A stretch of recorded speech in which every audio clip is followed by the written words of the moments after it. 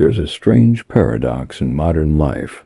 Society tells you to seek motivation, yet the more dependent you are on motivation, the more fragile your success becomes. You're encouraged to share everything about yourself, to seek sympathy.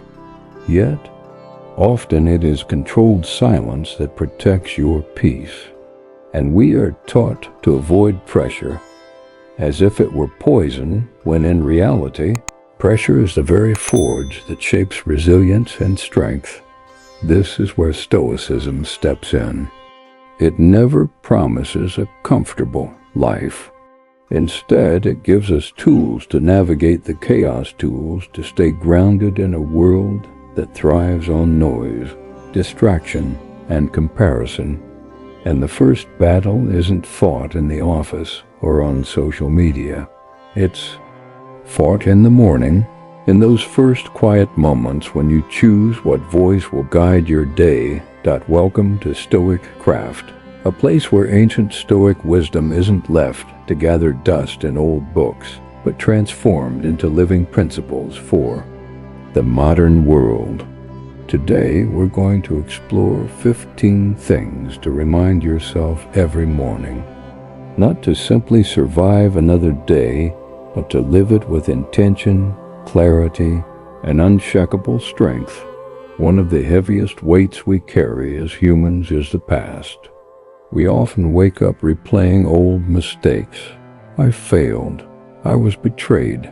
I ruined everything. Slowly, these stories harden into chains, dragging yesterday's regrets into today's opportunities. But Stoicism cuts through with a clear reminder. The past is beyond your control. Only the present moment belongs to you. Marcus Aurelius put it simply. Stop whatever you are doing for a moment and remember that today is a new life. A Stoic doesn't deny the past, but refuses to let it dictate who they are becoming. Modern psychology echoes this with the idea of identity shifting, the ability to rewrite how you see yourself. This doesn't mean faking a new persona. It means recognizing that you are not a finished product. You are a process in motion. Just like a book with many chapters, yesterday's mistakes don't have to determine today's storyline. Imagine sitting in front of a blank page. Your past chapters might be messy, full of scribbles and crossed out lines, but the pen is in your hand, now not in the hand of your past self. You can write something new. We see this in real life all the time. A failed entrepreneur who bankrupts 3 companies can still create something revolutionary if he refuses to be defined by those earlier failures. A person once trapped in addiction can become a voice of inspiration, guiding others toward freedom. These are not fairy tales, they are proof that identity is fluid, and that who you were yesterday has no permanent claim on who you can be today. Stoicism teaches us that every morning is a reset. It's not a motivational slogan, it's a discipline. Epictetus reminds us, it's not what happens to you, but how you react to it that matters. Reaction is choice, and choice creates identity. This matters even more today, in an age where the internet never forgets. A post from years ago, an old photo, a poor decision. These can be pulled up as if they still define you. But the Stoic response is firm. Yes, that was me. But today I choose to be different.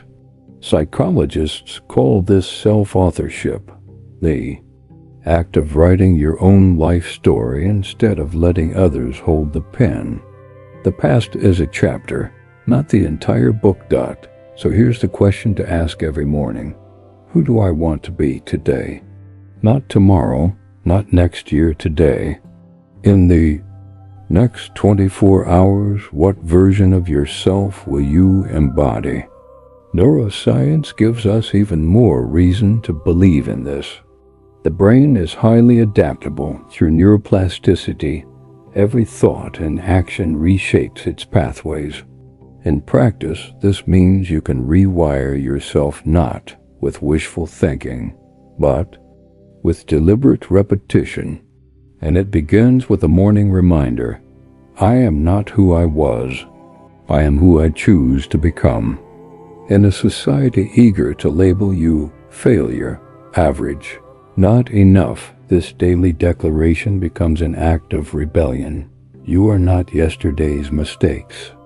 You are today's choices. So remember this as you begin your day. The past is not a prison cell. It's simply a story you've already told. The only page you can write on is the one in front of you right now. Stoicism teaches us that the present moment is the only true ground of power, and modern science agrees. Your identity is flexible. Your brain is rewiring itself with every thought and action. Countless people have proven that even after failure, betrayal, or loss, you can rise again by choosing differently. And that choice begins each morning. You are not who you were yesterday. You are exactly who you decide to be today. Have you ever noticed how exhausting it feels to constantly chase? We chase approval, chase success, chase relationships, chase the feeling of belonging. We run harder, push further, hustle endlessly, yet somehow the finish line keeps moving further away. It's like being on a hamster wheel. Our legs are burning. Our breath is short, but we remain in the same place, always convinced the next lap will finally bring what we're looking for. But here's the question Stoicism forces us to ask: why are we chasing it all? What story are we telling ourselves when we live in constant pursuit? Most of the time, chasing comes from a place of lack. We believe something is missing, that we aren't enough, that life owes us more, that happiness is always just one step ahead. And the more we chase, the more we reinforce the idea that we are incomplete. Stoicism offers a completely different perspective. True strength isn't about chasing what you don't have. It's about becoming the kind of person who naturally attracts what belongs to you. Epictetus, one of the great Stoic teachers, insisted that peace comes not from outcomes but from inner mastery. In modern terms, we might call this alignment.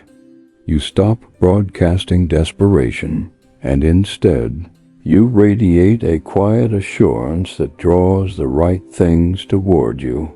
This is where many people misunderstand the so-called law of attraction. It isn't about sitting still and magically wishing good things into existence. Stoicism strips away the superstition and reminds us attraction comes from virtue, from action, from embodying the values you aspire to. Seneca once wrote that the wise man is content with himself and therefore attractive to others. It's not about forcing the world. It's about being so grounded, so self-possessed, that the world naturally takes notice. Think about it in everyday life. Have you ever met someone who wasn't trying to impress you, but you couldn't help but be impressed? Their calmness, their self-respect, their quiet confidence, it drew you in without them chasing your attention. That's attraction rooted in character, not effort. Carl Jung once said, "What you resist persists." Chasing is a form of resistance. When you're desperate for validation, you're telling the world that you don't already have value. When you're constantly running after success, you're broadcasting scarcity instead of abundance. The more you chase, the more distance you create. But when you stop running and instead focus inward on your habits, your discipline, your character, you stop signaling lack. You begin to radiate completeness that modern psychology calls this self-actualization. Abraham Maslow described it as becoming the best version of yourself, not because you're chasing approval, but because you're living authentically. And once you begin to live this way, you don't need to hunt down every opportunity. Opportunities begin to find you. This doesn't mean laziness. Stoicism never preached idleness. Marcus Aurelius worked tirelessly, but his effort was not desperate chasing. It was aligned action. He acted without clinging to outcomes, grounded in the belief that doing the right thing was enough. That's the paradox. When you stop chasing, you actually become more effective, because your energy is no longer wasted on desperation. Think about how this plays out in relationships. When someone chases love frantically, they often push it away. But when they cultivate self-respect, kindness, and patience, they naturally attract healthier connections. Or take business. The entrepreneur who desperately forces every sale repels customers, while the one who embodies integrity and service quietly builds loyalty and success. In Stoic terms, this is about virtue being magnetic. Courage, wisdom, justice, and temperance, these four Stoic virtues, are not only internal standards. They are attractive qualities that draw trust, opportunity, and respect. People gravitate toward those who live by them. And if you want a modern metaphor, think about gravity. The Earth doesn't run after objects in space. It doesn't chase, it simply is. And because it is, everything within its reach is drawn to it.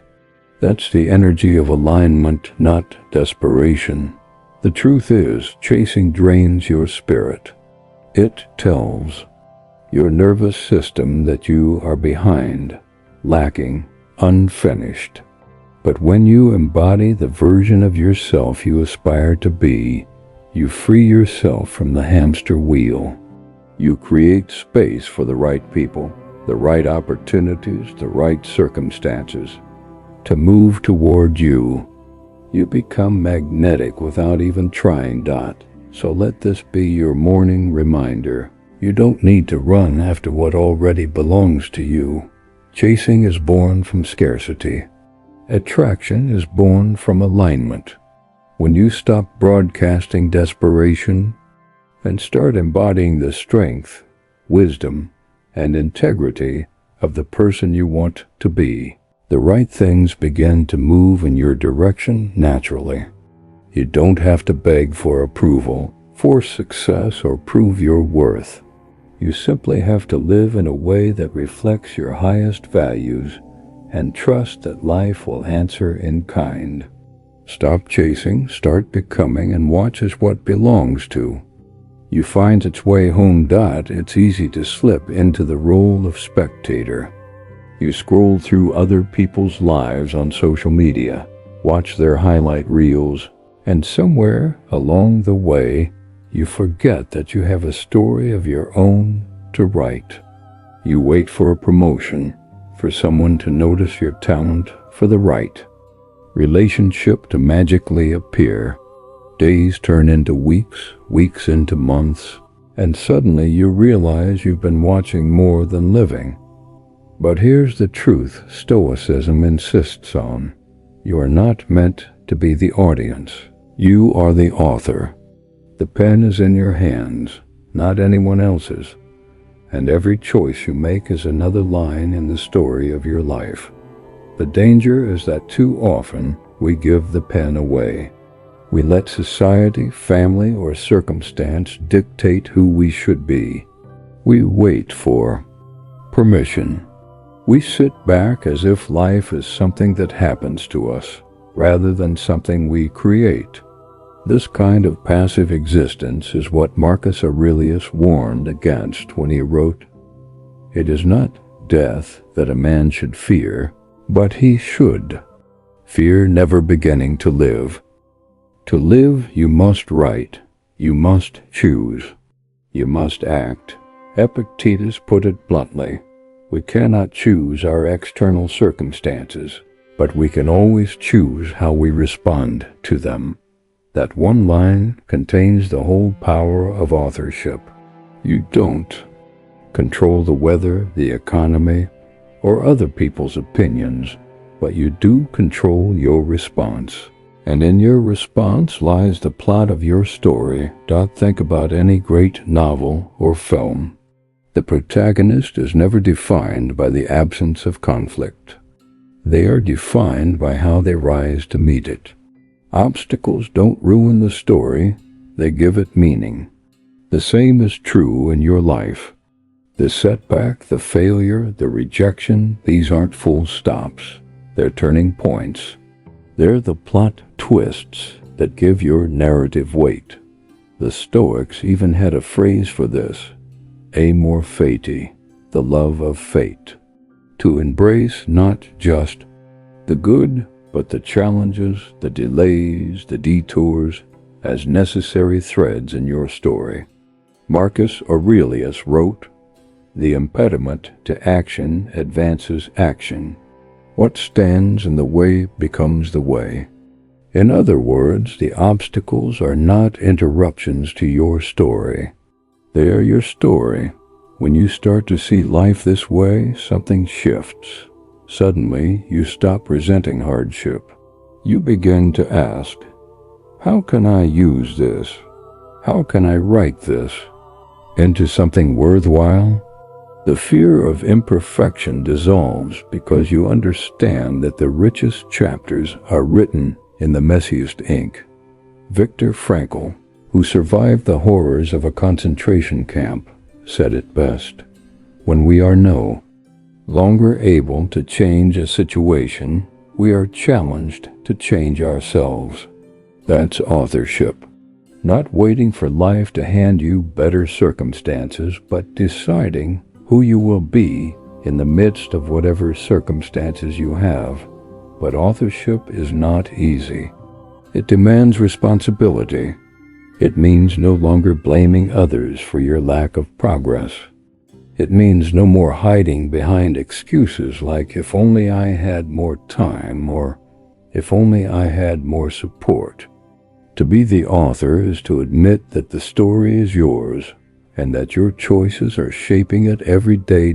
Psychology today calls this self-agency, the belief that you can influence your own life outcomes. Without agency, you drift. With it, you steer, and steering doesn't mean smooth sailing. It means you're the one at the helm when the storm hits. Consider this, every morning you wake up with a blank page.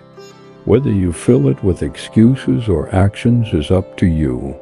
Whether you wait for inspiration or write with discipline is up to you. Whether you remain the audience or step fully into authorship is, again, up to you. And here's the liberating part. Authorship doesn't require perfect control. You will never control every plot twist. Life will still surprise you, but authorship gives you something more powerful than certainty. It gives you direction. It turns random events into chapters with meaning. It transforms suffering into growth. Think of the people you admire most. Leaders, creators, even close friends who inspire you. Chances are, what sets them apart is not luck, but authorship. They took ownership of their story, even when it meant walking into uncertainty. They didn't wait for the perfect conditions. They began where they were, with what they had. And because they wrote with courage, their stories inspire others to pick up their pens to. So remind yourself every morning, you are not sitting in the cheap seats of your own life, waiting for the show to unfold. You are the author. Every choice is a sentence, every day is a page, and every obstacle is a plot twist that can either define you or refine you. Don't hand the pen to society, to fear, or to circumstance. Take it back. Write boldly. Live intentionally. And remember, your life is not a story being told to you. It is a story being told by you. Every morning you wake up, and before you've even had your first sip of coffee, the world is already clawing at your attention. Emails ping. Notifications flash. Messages demand replies. The news floods your mind with anxiety, and social media invites you to compare your life with someone else's highlight reel. By the time you've left your bed, you've already given away half your focus. We live in an age of constant interruption, and here's the hidden cost. Your time, your energy, and your peace are slowly being stolen from you. These three time, energy, peace are the most valuable resources you will ever have. They are finite, non-renewable, and once they're gone, you don't get them back. Yet most of us treat them as if they're disposable, handing them over to anyone who asks. Without hesitation, Stoicism calls us to a higher standard. Marcus Aurelius warned himself in his meditations each morning that the world would try to test his patience and steal his tranquility. He knew that without discipline, his mind would be carried away by other people's demands. The Stoics placed supreme value on guarding the inner citadel, the mind, the place no one else can enter without permission. But here's the truth. You give out that permission every time you say yes when you should say no, every time you check your phone before centering yourself, every time you allow other people's urgency to dictate your priorities. That's not just poor time management, that's surrendering sovereignty over your own life. Carl Jung once wrote, "The privilege of a lifetime is to become who you truly are. But becoming who you are requires protecting the raw materials of growth, your hours, your focus, and your calm. If you're constantly reacting to the needs of others, you'll never have the space to cultivate your own." Think about how modern culture glorifies busyness. We wear exhaustion as a badge of honor, as if being overbooked means being important. But busyness is not the same as effectiveness.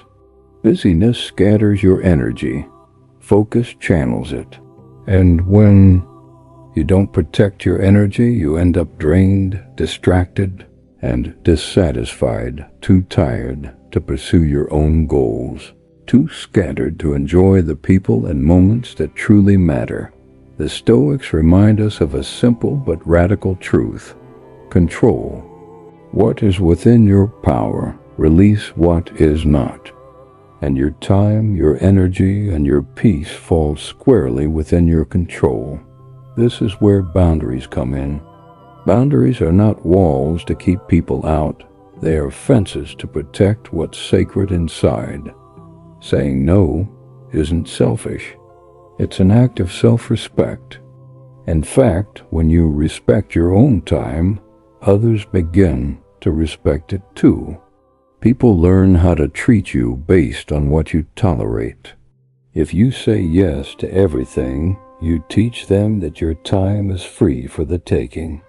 But when you guard your hours with clarity, you show them that your time is valuable. Look at it this way. Every time you check your phone first thing in the morning, you're essentially saying, "Here, world, you can decide the tone of my day." Before you've grounded yourself, you've already let external forces seize your peace. The Stoics would tell you this is madness. Marcus Aurelius began his mornings reminding himself of the privilege of being alive, of thinking, of loving, not of scrolling, reacting, or comparing. And this isn't just philosophy, it's neuroscience. Studies show that when you begin your day with reactive habits like social media or email, your brain shifts into a defensive mode. You start the day as prey, not predator, always responding, never directing. But when you begin with reflection, gratitude, or silence, you prime your brain for focus and intentional action. Protecting your peace also means recognizing that energy is not infinite. Just like your phone battery, every decision and distraction drains you. If you spend your morning arguing online or stressing about things outside your control, don't be surprised when you have nothing left for the things that actually matter. So how do we reclaim what's sacred? It starts small. Begin your morning with intention before you touch your phone. Define your priorities before others define them for you. Create clear boundaries around your time and energy, and practice saying no without apology. Guard your peace like a treasure, because it is. 1. Modern psychology backs this up. Research shows that people who practice setting boundaries and managing their focus report higher well-being, stronger relationships, and greater productivity. Why? Because they stop leaking energy on things that don't align with their values. Here's the paradox. When you treat your peace as sacred, you actually have more to give. Just like putting on your oxygen mask first, protecting your own well-being allows you to show up stronger, calmer, and more present for others. Without this, you burn out. With it, you flourish, and there's another layer: gratitude. Recognizing the value of your time makes you grateful for it. Recognizing the fragility of peace makes you treasure it. Every minute is an investment. And the question is, are you investing in growth or wasting it on distractions that won't matter a week from now? So remind yourself each morning, my time is not cheap, my energy is not limitless, and my peace is not up for negotiation. These are sacred resources, and I alone decide where to direct them. If I don't guard them, no one else will. And when I do, I stop being a servant to the world's demands and become the architect of my own life. My hours, my focus, my calm, they are mine to protect. And by protecting them, I create space to grow, to give, and to live with intention. Motivation is intoxicating. It feels incredible when it strikes. You wake up inspired, you hit the gym with energy, you chase your goals with fire. For a brief moment, the world feels conquerable. But then comes the crash, the day you don't feel like it, the week when stress piles up, the moment when results don't show as quickly as you'd hoped, and suddenly motivation disappears. Like morning fog, that's the problem with motivation. It's a visitor, not a resident. It shows up when conditions are right, then vanishes the moment storms roll in. If your entire life is built on waiting for motivation, you're building on sand. Discipline, however, is different. Discipline doesn't care how you feel. It doesn't care if you're tired, uninspired, or facing setbacks. Discipline is steady. It shows up whether it's sunny or raining, whether you're excited or bored. Where motivation is fleeting, discipline is loyal. And when you pair discipline with consistency, you unlock the quiet superpower that transforms ordinary effort into extraordinary results.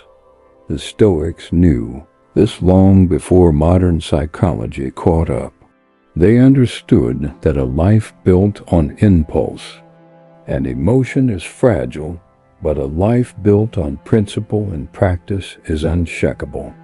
Epictetus taught that freedom itself is achieved by mastering your impulses, by choosing, Discipline over indulgence. Think about it like training a muscle. You wouldn't expect to build strength from a single workout. Progress comes from showing up again and again, from the compounding effect of small efforts over time. Discipline is the muscle of the mind, and consistency is how you strengthen it. Consider how many people start strong but fail to finish. A new diet begins in January, abandoned by February. A business idea starts with passion, but fizzles when results are slow. A meditation habit feels great for a week, then disappears. When life gets busy, the difference between those who succeed and those who don't is rarely talent, it's consistency. Here's the paradox. Discipline often feels boring in the moment. Doing the same small things each day, writing a page, practicing scales, lifting weights, studying quietly, doesn't feel glamorous. But over time, those boring repetitions carve greatness. Drops of water wear down stone, not because they are powerful, but because they are persistent. Modern neuroscience explains why. Habits are formed through repetition, not inspiration. The more you repeat an action, the more your brain wires it as automatic. That's why discipline is so powerful. It bypasses your emotions and builds automatic pathways that carry you even when motivation is gone. There's also the psychological trap of instant gratification. Our brains are wired to seek short-term rewards, which is why scrolling your phone feels easier than working on your craft, or why skipping a workout feels easier than sweating through it. But discipline is the art of delaying gratification, of choosing the long-term reward over the cheap thrill. The Stoics understood this deeply. Seneca reminded us that true freedom is not doing whatever we want, but ruling over our desires. Look at any field: athletics, business, art, leadership, and you'll see the same principle. Champions are not built on bursts of passion, but on years of disciplined repetition. The world remembers the big moments, the gold medal, the masterpiece, the breakthrough company, but those moments are only possible because of thousands of unseen, disciplined steps that came before them. Consistency also protects you from emotional turbulence. When you rely only on motivation, your productivity rises and falls with your mood. But when discipline becomes your default, your progress continues. Regardless of mood swings, that steadiness builds resilience. It builds trust in yourself, because every time you show up when you don't feel like it, you reinforce the belief that you are someone who follows through. But here's the nuance. Discipline doesn't mean perfection. You will miss days. You will stumble. You will fall short. That's part of being human. What matters is not never falling, but always returning. Consistency isn't about flawless execution. It's about persistence. Missing one workout doesn't ruin you. Quitting the habit does. Forgetting one meditation doesn't make you undisciplined. Deciding it no longer matters does. So how do you cultivate discipline and consistency in a world full of distractions? Start by setting clear, specific goals. Don't say, "I want to be healthier." Say, "I will walk 30 minutes every morning." Don't say, "I want to write a book." Say, "I will write 500 words every day." Clarity fuels consistency because vague intentions leave too much room for excuses. Then make the bar low. Enough to start. The hardest part of discipline is not doing the task, it's beginning the task.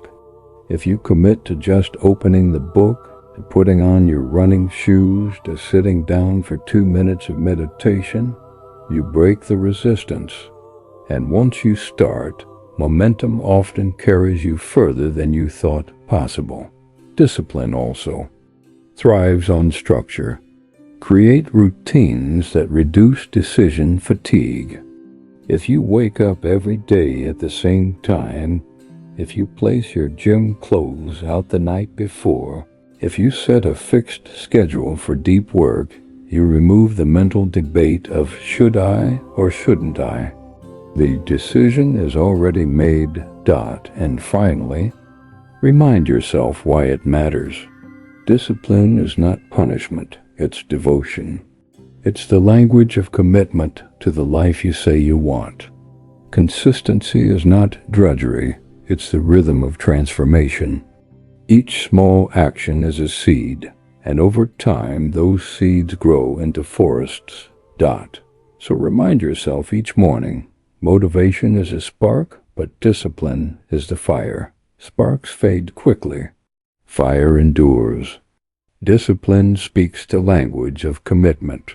And consistency is the superpower that turns invisible effort into visible transformation. Every time you show up when you don't feel like it, you prove to yourself that you are stronger than your moods. Every repetition writes a new line in the story of who you are becoming. And the truth is simple. Success is not an event. It's a journey.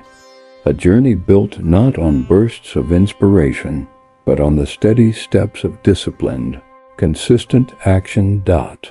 So many people wake up every day carrying the silent belief that they are broken. They scroll through social media, compare themselves with curated perfection, and whisper, "I'm not enough. I need fixing." They chase endless self-improvement hacks, productivity tools, and motivational slogans, hoping that one more adjustment will finally make them whole. But here's the radical truth. Stoicism and modern psychology both remind you are already enough. At your core, your worth isn't conditional. You don't need to earn the right to exist, to be loved, or to find peace. Growth is important, yes, but growth is not about fixing something broken. It's about unfolding what's already there. The Stoics understood this deeply. Marcus Aurelius wrote, "You have power over your mind, not outside events. Realize this, and you will find strength." Notice what he's saying. Strength doesn't come from adding external achievements or repairing some invisible flaw.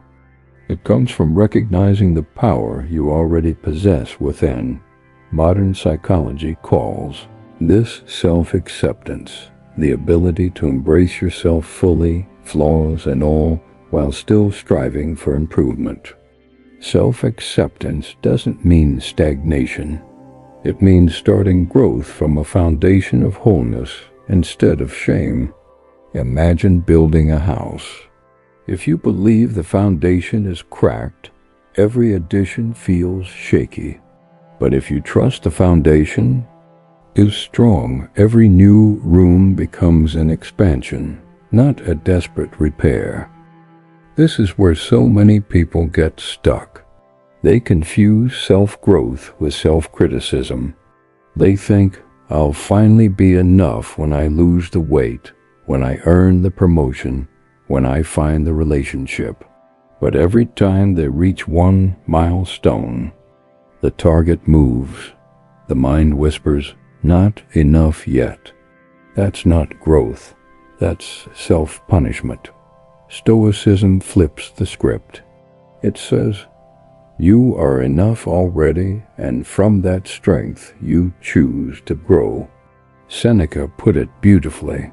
He who is brave is free. And bravery begins with the courage to accept yourself exactly as you are, even as you reach for more. Carl Jung spoke of individuation, the lifelong process of becoming your true self. And part of that journey is embracing even the parts you dislike. to grow, you must stop treating yourself as a problem to solve and start treating yourself as a person to understand. Jung once said, "The most terrifying thing is to accept oneself completely." Terrifying, yes, but also liberating. Think about it. When you believe you are broken, every attempt at growth carries desperation. But when you believe you are whole, every attempt at growth carries freedom. One is fueled by fear, the other by love. One leaves you anxious, the other leaves you empowered. Modern culture pushes the opposite message. Advertisements whisper, "You're incomplete, buy this product. Follow this guru, download this app, and you'll finally be enough." But chasing worth through external fixes is like pouring water into a bucket full of holes. No matter how much you add, you still feel empty. Stoicism offers a sturdier vessel. Build worth from within, and then let growth be an overflow, not a repair job. This perspective also kills the disease of comparison. Theodore Roosevelt once said, "Comparison is the thief of joy." And isn't that true? The moment you measure your worth against someone else's timeline, you stop noticing your own progress. You call yourself behind because someone else seems ahead, forgetting that your path is yours alone. The truth is, growth isn't linear. It's not a straight upward climb. It's setbacks, detours, restarts. If you believe growth equals fixing, then every setback feels like failure. But if you believe growth equals expansion, then every setback becomes just another step in the unfolding process. Self-acceptance and growth are not enemies, they are partners. Acceptance gives you peace with who you are today. Growth gives you hope for who you'll be tomorrow. One without the other is incomplete. Only acceptance without growth leads to stagnation. Only growth without acceptance leads to burnout. Together they form the Stoic path. Steady, balanced, rounded. And here's where gratitude plays a role. Gratitude anchors you in the truth that you already have enough, already are enough. But gratitude also fuels curiosity. What else can I become now that I know I'm whole? Gratitude turns growth into a joyful pursuit, not a desperate chase. So, remind yourself each morning, I don't need to fix myself because I am not broken. I am already enough. My worth is not conditional on achievements, possessions, or the approval of others. But being enough doesn't mean I stop growing. It means I choose to grow from a place of strength, not fear. I expand not because I am lacking, but because I am capable of more. I walk into today not as a project under repair, but as a person unfolding into greater possibility. I am already enough, and I choose to grow. We live in a world drowning in noise. Every day you're bombarded by voices, friends, family, co-workers, influencers, strangers on the internet, each telling you who you should be, how you should live, and what you should value. The volume of these outside opinions is relentless. And the danger is this: if you don't anchor yourself in your own inner truth, you'll eventually lose the sound of your own voice. Think about it. How many choices in your life have been shaped not by your own conviction, but by fear of judgment? The career path chosen because it looked respectable. A relationship stayed in because you didn't want to disappoint others. The dream abandoned because someone said that's not realistic. Little by little, you trade your inner compass for external approval. And in the process, you stop living authentically. Stoicism confronts this problem head-on. Marcus Aurelius reminded himself daily that other people's opinions were beyond his control. He wrote, "The happiness of your life depends upon the quality of your thoughts." Notice he didn't say it depends on the approval of others or on society's validation. Happiness is inward, rooted in thought and character. Modern psychology reinforces this. Research on internal versus external locus of control shows that people who rely on external validation are more anxious, less resilient, and more prone to burnout. Why? Because their peace depends on forces they cannot control.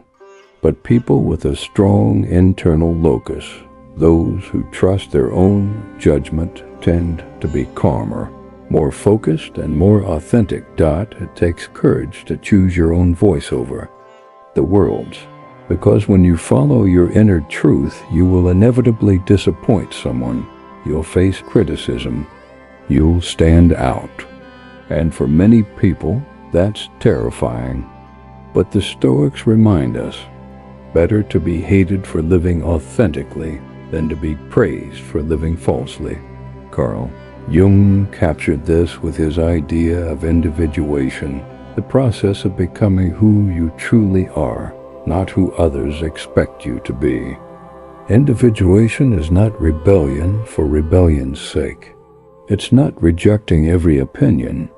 It's about peeling away layers of expectation until what's left is your truest self. Here's the paradox. The louder the outside voices, the more critical it is to get quiet, to create silence in which you can hear your own intuition. Marcus Aurelius wrote his meditations not for the world, but for himself, private reminders to listen inwardly. He didn't post them. He didn't broadcast them. He wrote to strengthen his own voice against the tide of outside noise. Now think about today's world. Social media rewards conformity, outrage, and comparison. If you're not careful, you start shaping your life around likes, shares, and applause. But the Stoic response is to step back and ask, does this align with my values? Does this reflect my truth? If not, no amount of applause is worth the cost.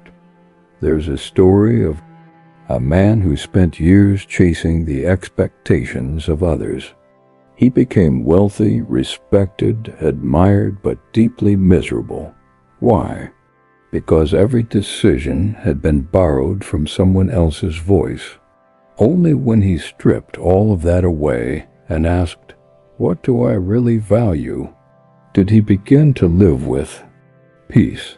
That is the danger of ignoring your inner truth. You can win the world and still lose yourself.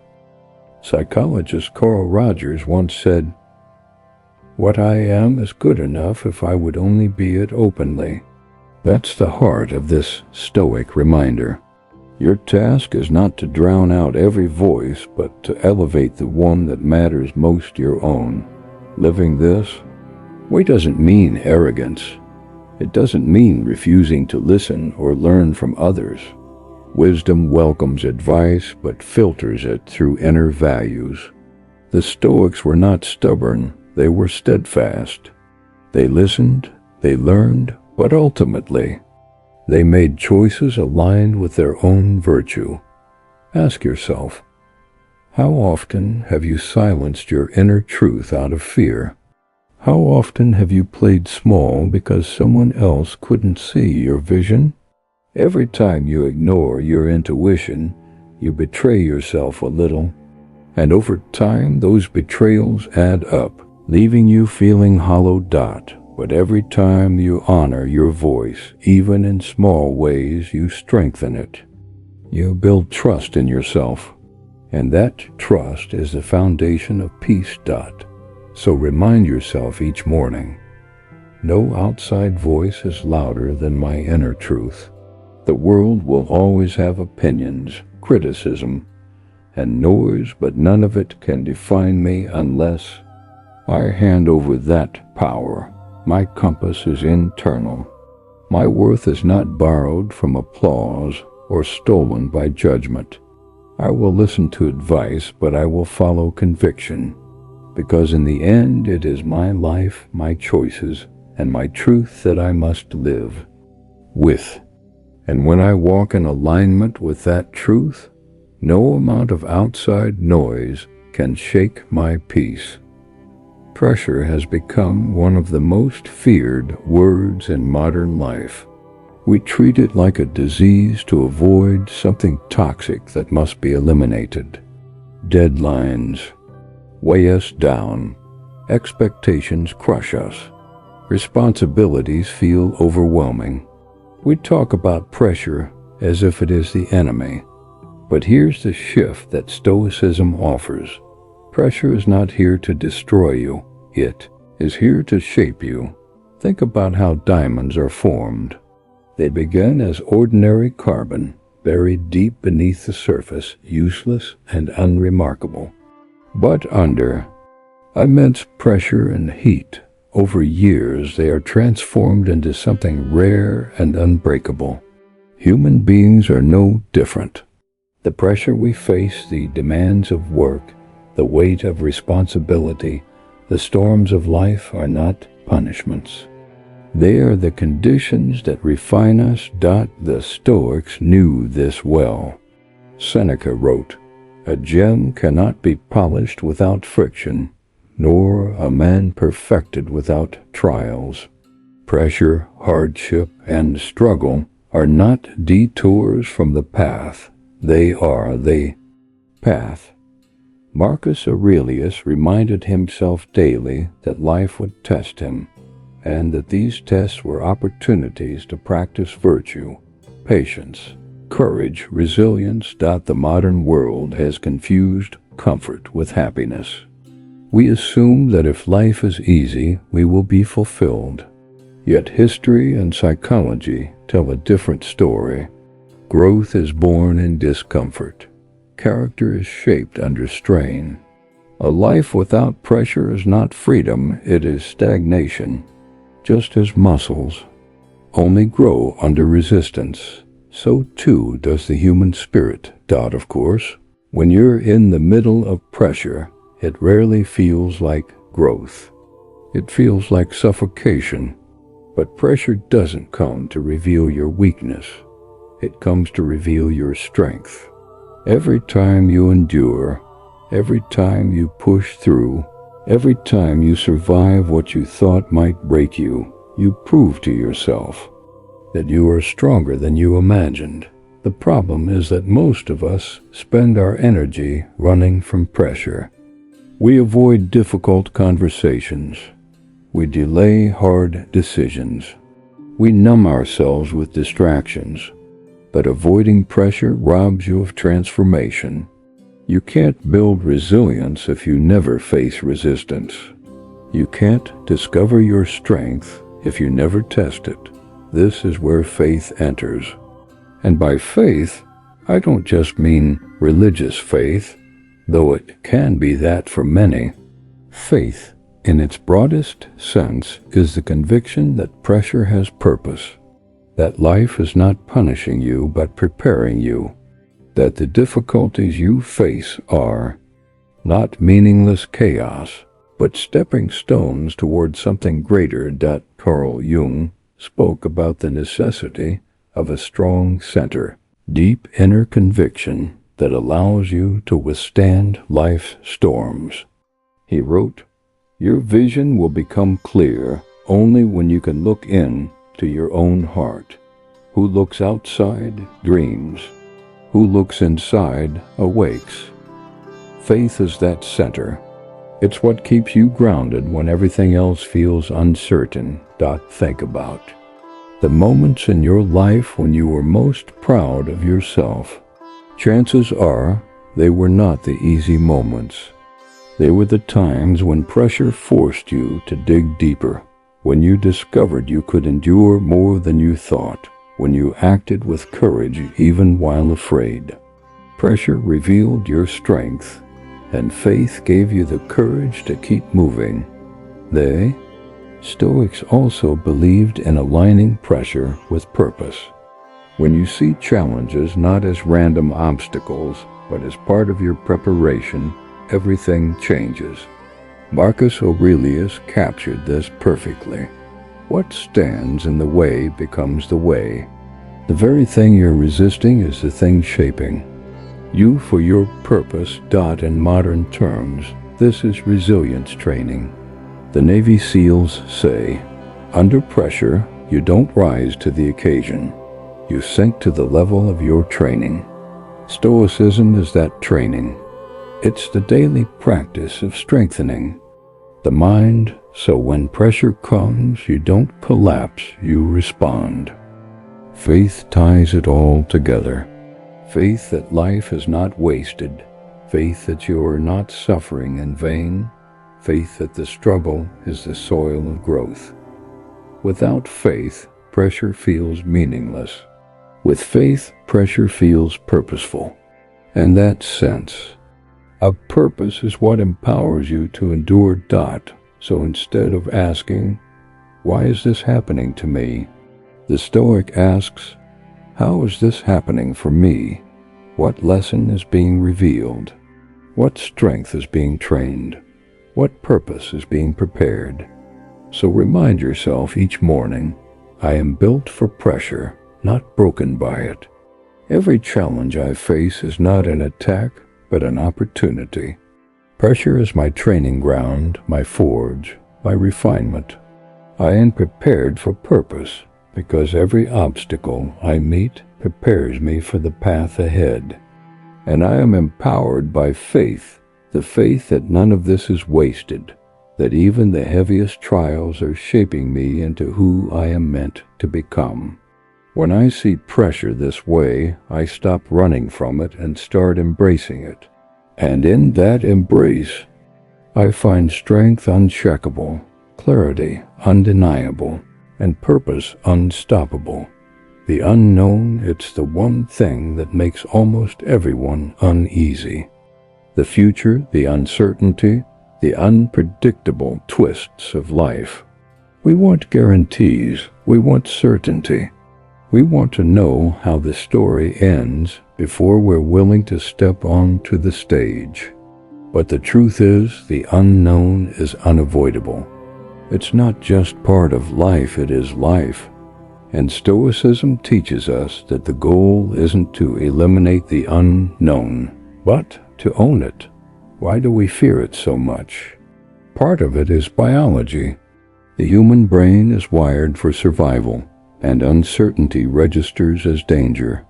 Your nervous system interprets the unknown as a threat, triggering anxiety.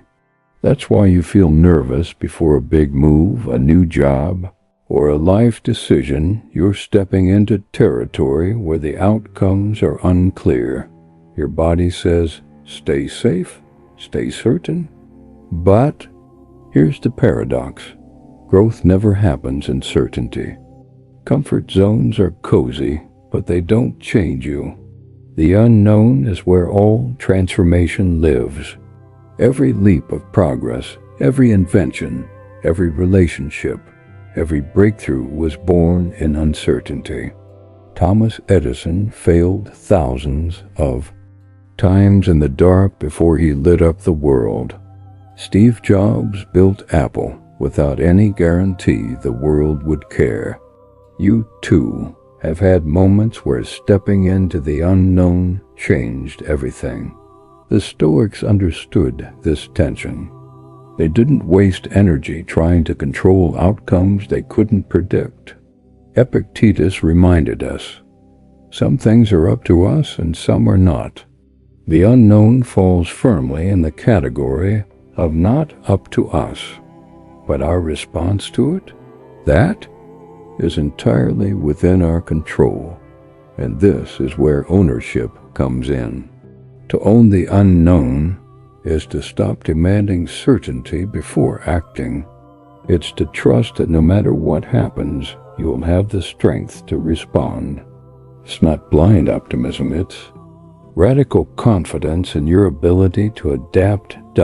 Think about the last time you faced a decision that scared you. Maybe you were afraid to change careers, afraid to move cities, afraid to pursue a dream. What held you back wasn't the situation itself, it was your fear of uncertainty. But when you finally acted, when you finally stepped forward, didn't you discover a strength you didn't know you had? Didn't you find that the unknown wasn't as terrifying as you imagined? Franklin D. Roosevelt once said, "The only thing we have to fear is fear itself." That is especially true of the unknown. The unknown is neutral. It's neither good nor bad until you give it meaning. Fear distorts it into a monster. Courage transforms it into opportunity. Carl Jung gave us a perspective that resonates here. I am not what happened to me. I am what I choose to become. The unknown does not define you. Your choices in the unknown do. Every time you choose courage over fear, action over paralysis, you reclaim ownership of uncertainty. In the modern world, we talk about living in a vusia environment, volatile, uncertain, complex, and ambiguous. Global economies shift, technology evolves faster than we can keep up, and personal lives can change overnight. But here's the secret. The people who thrive in a VUCA world are not those who demand certainty. They are those who embrace uncertainty. They develop resilience, adaptability, and creativity. They don't fear the unknown. They use it. Owning the unknown also means reframing how you see it. Instead of asking, "What if I fail?" ask, "What if this is the opportunity I've been waiting for?" Instead of thinking, "I can't handle it," remind yourself, "I've handled everything so far. I can handle this too." The Stoic mind doesn't obsess over whether the road will be easy. It focuses on being strong enough for whichever road appears. And here's a practical step. Start small. You don't need to leap into the void all at once. Take small risks. Try something new. Stretch your comfort zone inch by inch. Over time, you build a muscle for uncertainty. What once paralyzed you becomes exciting. The unknown stops feeling like chaos and starts feeling like possibility. Owning the unknown doesn't mean pretending fear disappears. You'll still feel it. Courage isn't the absence of fear. It's the decision to move anyway. And every time you move, fear shrinks and ownership grows. So remind yourself each morning, the unknown is not my enemy, it is my canvas.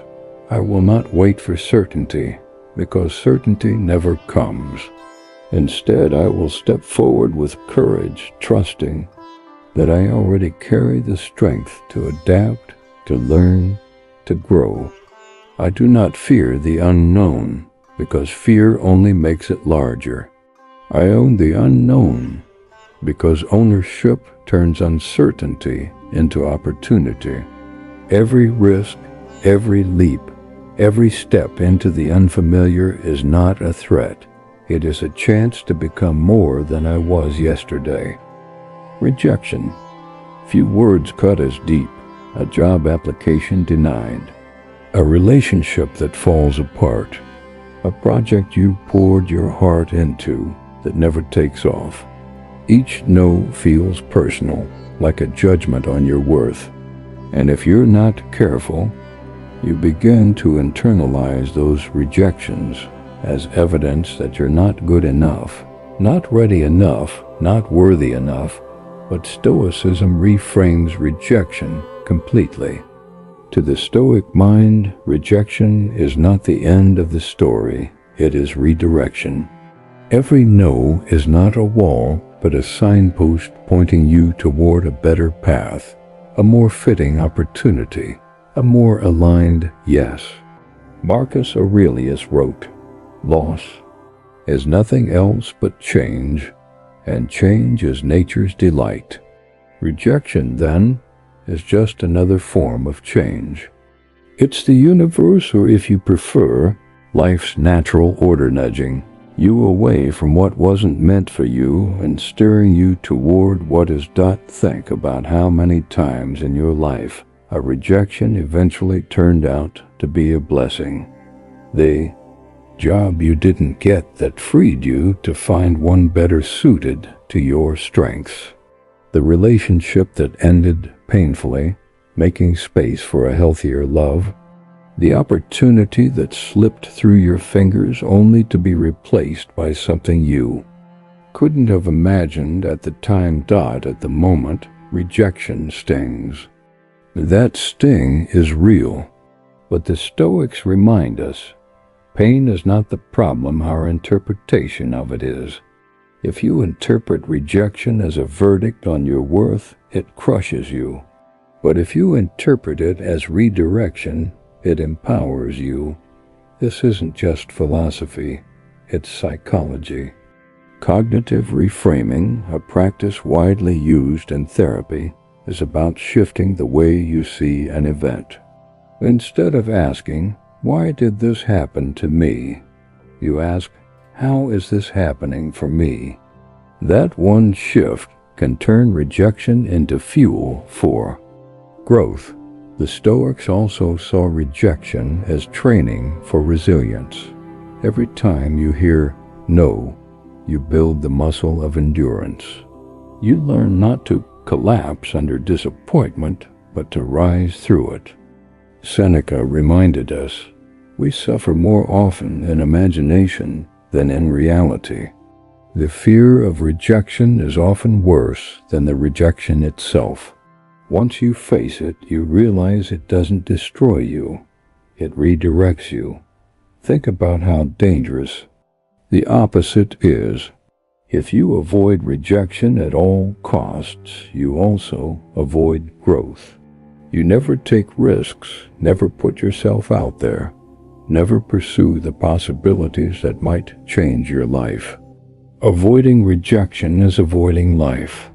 Stoicism invites us instead to walk boldly into the risk of no, trusting that even if we don't get what we want, we'll receive what we need. Resilience is built this way.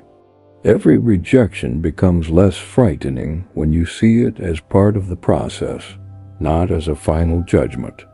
Entrepreneurs understand this. Most successful businesses are built on the ruins of failed attempts. Writers understand this. Most bestsellers were rejected dozens of times before being published. Human beings thrive not because they avoid rejection, but because they refuse to let rejection define them. And here's a deeper truth. Sometimes the no isn't even about you. Timing, circumstance, other people's decisions, so much of rejection has nothing to do with your value. But because we take it personally, we turn it into self-doubt. Stoicism breaks that cycle by reminding us that external events are not in our control. What is in our control is our response. So the next time you hear no, ask yourself, what is this redirecting me toward? What lesson can I take from this? What new door might open because this one closed? Instead of shrinking, expand. Instead of retreating, move forward. So remind yourself each morning, every no I hear is not the end, it is guidance. Rejection is not a verdict on my worth, but a redirection toward my path. I will not fear it, because I know it cannot break me, it can only shape me. Every closed door clears the way for the right one to open. Every lost opportunity makes space for something better aligned. I trust the process. I welcome the detours. And I choose to see every no as a stepping stone to the yes that was meant for me all along. One of the most corrosive lies modern culture feeds us is this: you are behind. Behind in your career, behind in your finances, behind in your relationships, behind in life itself. Every time you scroll through social media, the lie tightens its grip. You see people younger than you achieving milestones you haven't reached.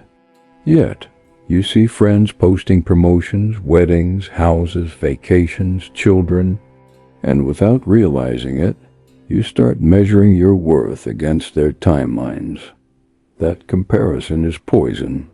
It convinces you that your life is late, that you've missed the bus, that everyone else is moving forward while you're standing still. But the truth, the liberating truth Stoicism offers, is that you are not behind.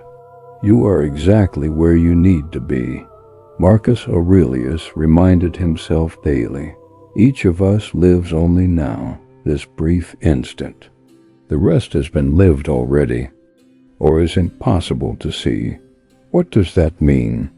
It means that the only measure of your life is what you do with this present moment. Not someone else's path, not someone else's progress, not someone else's timeline.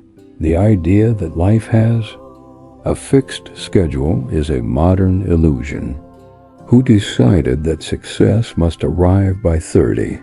Who wrote the rule that marriage must happen by a certain age, or that wealth must be secured by midlife? These are cultural constructs, not universal truths. Yet we internalize them so deeply that we judge ourselves against them every day. Stoicism cuts through the noise by grounding us in what is real, the present moment, the work of today, the choices within our control. You are not late because you are not on anyone else's clock. Life is not a race with a single finish line. It is a path with countless routes, and yours unfolds in its own rhythm. Think of Colonel Harlan Sanders, who founded KFC at the age of 65 after decades of failure and disappointment. Or Grandma Moses, who became a famous painter in her late 70s. Or J.K. Rowling, who published Harry Potter in her early 30s after struggling as a single mother. If life had a single timeline, these stories would be impossible. But they are not just possible. They are proof that being behind is a myth. Modern psychology backs this up. Research on life satisfaction across the lifespan shows that happiness often dips in midlife before rising again later. Why? Because people finally begin to shed the illusion of competing timelines. They stop comparing themselves to others and begin to embrace the value of their own path. In fact, psychologists have coined the term the U-shaped curve of happiness. It shows that life satisfaction often rebounds in the 40s, 50s, and beyond, precisely because people realize they are not behind. They are simply evolving at their own pace. The comparison trap is especially dangerous in the age of digital performance. Social media amplifies the highlights of others while hiding their struggles. You see their celebrations, not their sleepless nights. You see their victories, not their doubts. Comparing your behind the scenes to someone else's highlight reel is like comparing your practice to someone else's performance. It's unfair and it's inaccurate. Stoicism teaches us to reject these false comparisons. Epictetus said, "If you want to improve, be content to be thought foolish and stupid." In other words, stop worrying about how your progress looks to others. Focus instead on your own steady development. If others think you're behind, let them. Their opinion has no bearing on your true path. This doesn't mean you abandon ambition. It doesn't mean you give up on goals. It means you release the toxic idea that you must already be there by now. You are exactly where you are supposed to be, not because fate is fixed, but because this present moment is the only starting point that exists. Let's put it in practical terms. Imagine you're training for a marathon. Some people may be faster, some slower. But does their pace change your ability to finish? Of course not. Your race is yours alone. The only way you lose is by stopping. Life works the same way. The pace of others is irrelevant. Your job is to keep moving forward, step by step, mile by mile, in your own rhythm. And here's another layer. Often what feels like delay is actually preparation. That job you didn't get might be keeping you free for the right one. That relationship that ended might be clearing space for a deeper one. That lost time you think you wasted may have been building resilience, wisdom, or skill in ways you couldn't see. Only in hindsight do you realize that what felt like being behind was, in fact, being prepared. Stoicism reminds us to trust the process. Marcus Aurelius wrote, "What happens to each of us is ordered by nature, from the beginning woven into the fabric of destiny." Whether you believe in destiny or not, the principle remains. Everything can be used. Every delay, every detour, every slow chapter contributes to your growth if you choose to see it that way. Consider the oak tree. It doesn't rush its growth. It doesn't compare itself to the pine or the willow. It grows slowly, steadily, quietly, and because it does, it stands for centuries. You, too, have your own pace. Your growth cannot be rushed, and it cannot be compared. Now ask yourself, how much of your stress comes from comparing yourself to a fictional schedule? What would happen if you let that go? What if you woke up each morning and said, "I am not behind. I am exactly where I need to be, and from here I will move forward." Imagine how much lighter, calmer, freer you would feel. This mindset also shields you from bitterness. When you stop comparing, you can celebrate others' success without resenting it. Their pace does not diminish yours. Their yes does not mean your no. Their timing has nothing to do with your timing. When you realize this, life stops being a competition and starts being a journey. So remind yourself each morning, I am not late. I am not behind. I am not failing because I am not where someone else is. My life is not on their clock. My story has its own rhythm, its own seasons, its own timing. Every delay is preparation. Every detour is direction. Every step is exactly where it needs to be. Today is not wasted, it is essential. I am not behind. I am exactly where I need to be. And from this place I will continue to grow in my own way, at my own pace.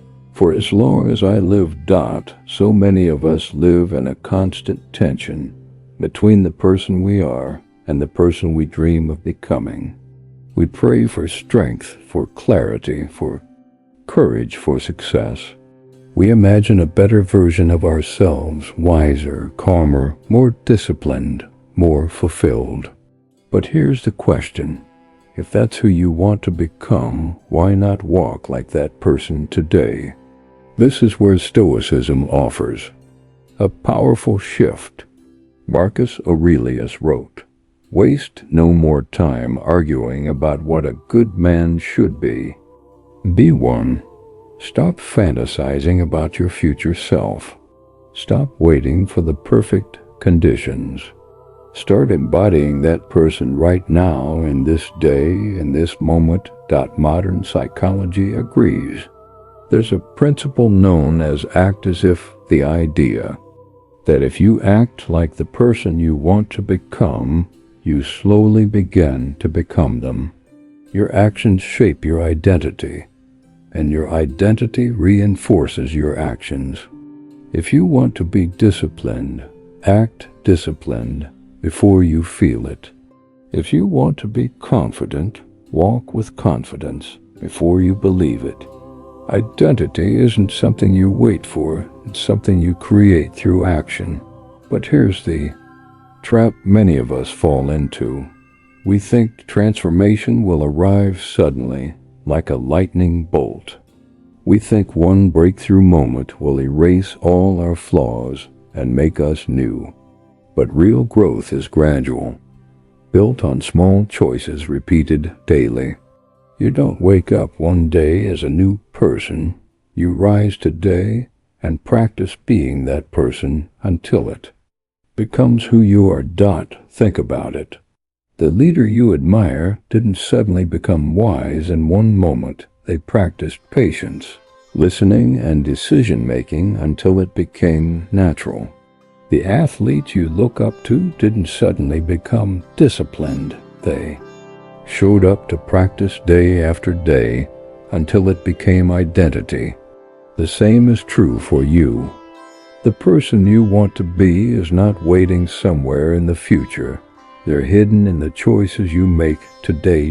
Carl Jung spoke of the self as both who you are now and who you have the potential to become.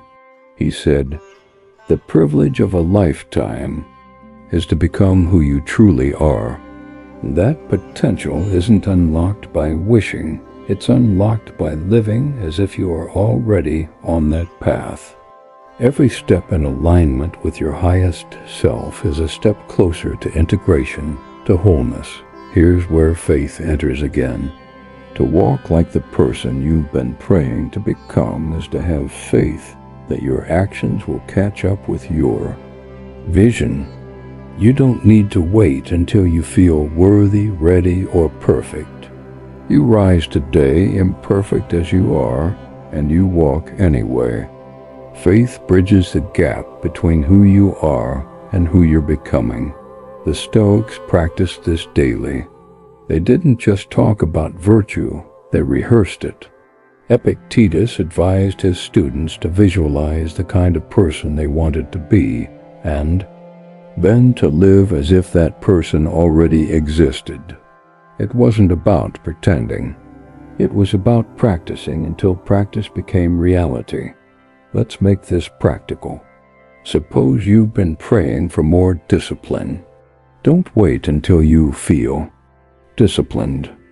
Choose one small act today, a morning workout, a journal entry, resisting one temptation, and do it. That's discipline in action. Or suppose you've been praying for more peace. Don't wait for life to quiet down. Take 5 minutes of silence. Today, breathe, reflect, and act from calm. That's peace in action. The person you want to be is not an abstract idea. It's a set of choices available to you right now. Every morning is an invitation to rise as that person, not perfectly, but intentionally. And here's the paradox. The more you live as your future self today, the faster that future arrives. Neuroscience calls this habitual identity formation. Your brain rewires itself around repeated behavior. Every time you choose to act like the person you want to become, you reinforce those neural pathways until they become automatic. It's like sculpting. At first, the stone looks rough, unformed. But with each strike of the chisel, with each decision, with each small habit, form of the person you envision begins to emerge. That sculptor is you, and the chisel is your daily choice. Modern society, however, tells us to wait. Wait until the promotion comes, then act like a leader. Wait until you're in a relationship, then act loving. Wait until you have money, then act generous. But the Stoic flips it. Act now. Lead before the title. Love before the guarantee. Give before the abundance. That is how you become who you've been praying to be, not by waiting, but by walking. This mindset also dissolves the shame of imperfection. If you stumble, if you fall short, that doesn't mean you're not the person you want to be. It means you're practicing. And practice is messy. The Stoics never expected perfection. They expected progress. Seneca said, "We are always in the process of becoming, so stop postponing your becoming. Stop imagining that tomorrow will deliver what today refuses to practice. Rise now. Walk now. Live now. So remind yourself each morning, the person I want to be is not waiting in some distant future. They are here, hidden in the choices I make today. I don't need to wait for perfection, permission, or proof. I rise today to walk like the person I've been praying to become. My actions shape my identity, and my identity shapes my destiny. With every step I take in alignment, I close the gap between vision and reality. Today is not just another day. It is the day I embody the future I've been dreaming of. In a world built on dissatisfaction, gratitude is a radical act. Everywhere you turn, the message is the same. You don't have enough, you aren't enough, you need more. More money, more recognition, more followers, more things. And if you listen too closely, you begin to believe that happiness is always waiting just one step ahead. Never here, never now. But the Stoics turn this idea on its head. They remind us that abundance is not measured by what we acquire, but by what we appreciate. Seneca wrote, "It is not the man who has too little, but the man who craves more, that is poor." Gratitude flips the script. It shifts your focus from what's missing to what's already present. And in that shift, you realize you are wealthier than you think. Gratitude is not complacency. It doesn't mean you stop striving or abandon your ambitions. It means you stop basing your joy on the future. You can want more while still cherishing what you have.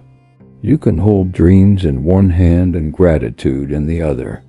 That balance creates peace because your happiness is no longer hostage to what hasn't arrived yet. Modern psychology has proven what the Stoics already knew.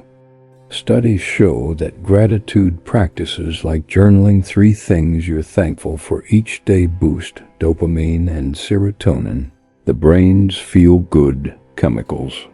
Gratitude literally rewires your brain for positivity. It reduces stress, strengthens relationships, and even improves physical health.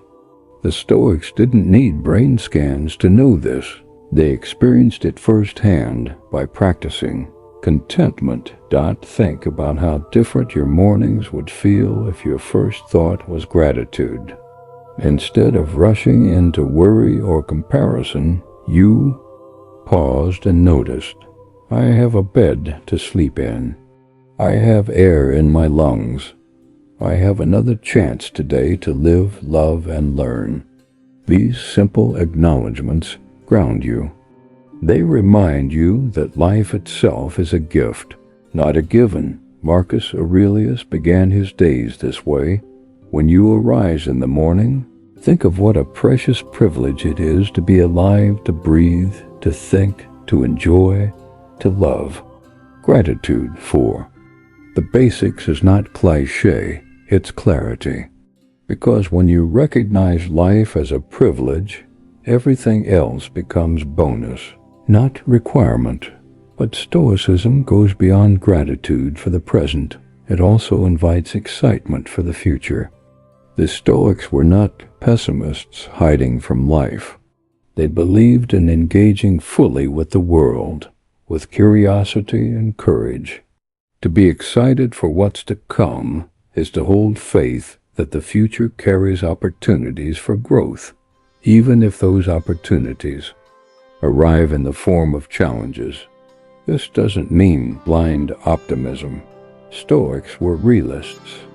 They didn't expect the future to be smooth or easy, but they welcomed it anyway because they trusted themselves to meet it.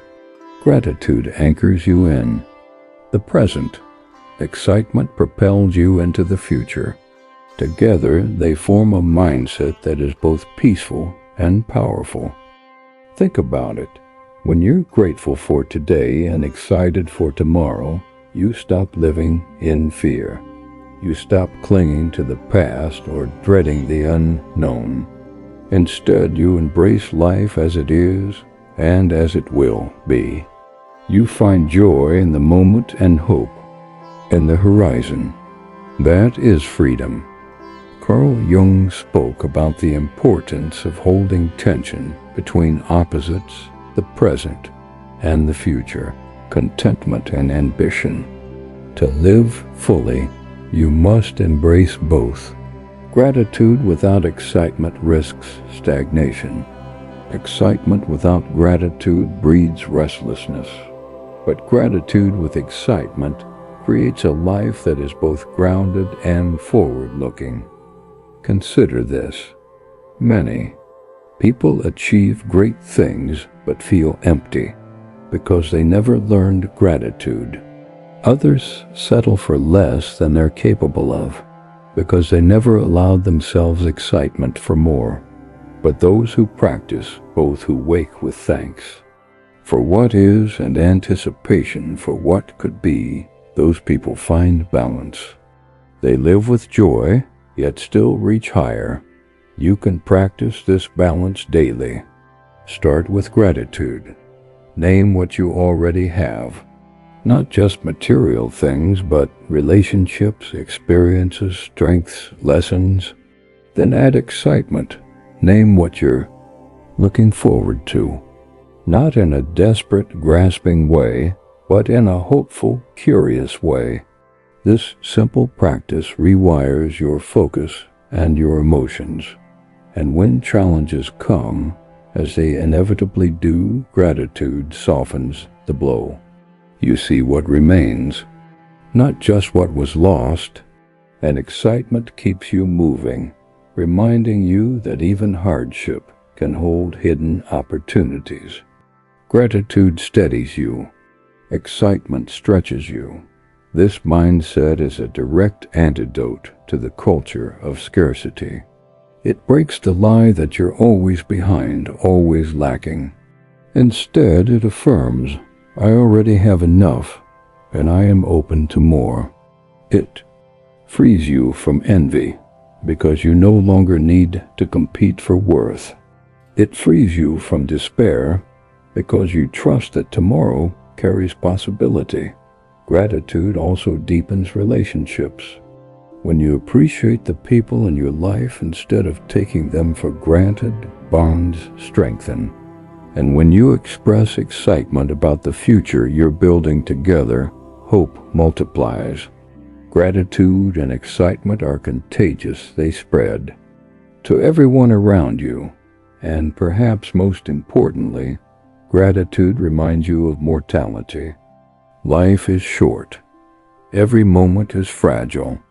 To be grateful is to acknowledge this fragility and honor the gift of being alive. That's why the Stoics practiced memento mori, remembering death, not to be morbid, but to intensify gratitude for life. When you remember that tomorrow is not promised, today becomes precious, and the future becomes thrilling rather than frightening. So remind yourself each morning, I am rich not because of what I lack, but because of what I already have. Gratitude makes me whole today and excitement makes me hopeful for tomorrow. I don't need to wait for perfect conditions to feel joy. I can feel it now. And I don't need to fear the future, because I know it holds growth, opportunity, and wonder. I am grateful for what I have, and I am excited for what's to come. In this balance of peace and anticipation, I live fully today and every day. Life is full of triggers. Someone cuts you off in traffic. A coworker disrespects you. In a meeting, a loved one says something careless that stings more than they realize. In those moments, anger rises fast. Frustration boils. Your instinct is to react, to lash out, to argue, to snap back. But the Stoics warn us, when you react impulsively, you surrender your freedom. You hand your power over to the very thing that provoked you. Epictetus put it bluntly, it's not what happens to you, but how you react to it that matters. Notice the wisdom there. He didn't say you can control what happens, because you can't, but you can always control your response. That space between stimulus and response, as Viktor Frankl later emphasized, is where your power lies. Modern neuroscience confirms this. The amygdala, the part of your brain responsible for emotional reactions like fear and anger, fires quickly. But the prefrontal cortex, where reason lives, takes a few extra moments to engage. That's why pausing is so powerful. A pause gives your brain time to shift from reaction to response, from instinct to intention. This is why Marcus Aurelius practiced what we might call mental rehearsal. He would begin each morning reminding himself, "Today I will meet with interference, ingratitude, insolence, disloyalty, ill will, and selfishness." He wasn't being pessimistic, he was preparing. By expecting challenges, he reduced their power to trigger him. When they came, he was ready to respond calmly rather than react impulsively. Think about the difference between reacting and responding. Reaction is instant, emotional, often regrettable. Response is deliberate, thoughtful, aligned with your values. Reaction is a spark that can start a fire. Response is a flame you choose to direct. Consider road rage. Two drivers experience the same event. Someone cuts them off. One reacts with horn blasts, yelling, tailgating, maybe even escalating into danger. The other takes a breath, lets it go, and continues their drive. Same event, different outcome. The difference isn't in the event, it's in the choice of reaction versus response.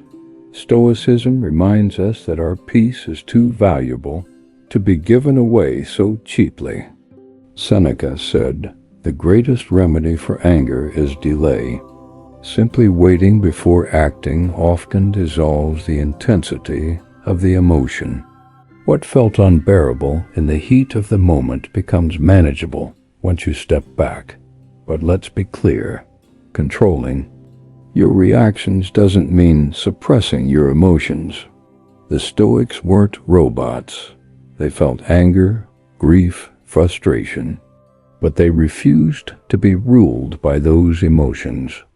They practiced mastery, not numbness. To respond rather than react is to feel fully, but choose wisely. This practice matters more than ever in today's world. Social media thrives on reaction. Outrage sells. Every post, every headline, every comment is designed to provoke an immediate response. And most people take the bait, firing off reactive comments, escalating conflicts, spreading anger. The Stoic approach is the antidote. Pause, reflect, respond with reason. Psychologists call this emotional regulation, the ability to manage your emotional state rather than be hijacked by it. Research shows that people who practice regulation experience better relationships, stronger decision-making, and greater well-being. It's not about never feeling upset. It's about not letting upset drive the car. Here's a practical exercise. The next time you feel triggered, pause and ask 3 questions. Is this within my control? If not, reacting won't help. What outcome do I want? If peace is the goal, choose the response that preserves it. Will this matter a week from now? If not, it's not worth losing your composure today. These questions pull you out of the trap of reactivity and into the space of intentional response. There's also power in reframing. What if the insult wasn't about you at all, but about the other person's pain? What if the rude driver is rushing to a hospital? What if the critical coworker is drowning in insecurity? When you reframe, your reaction softens. You see the bigger picture.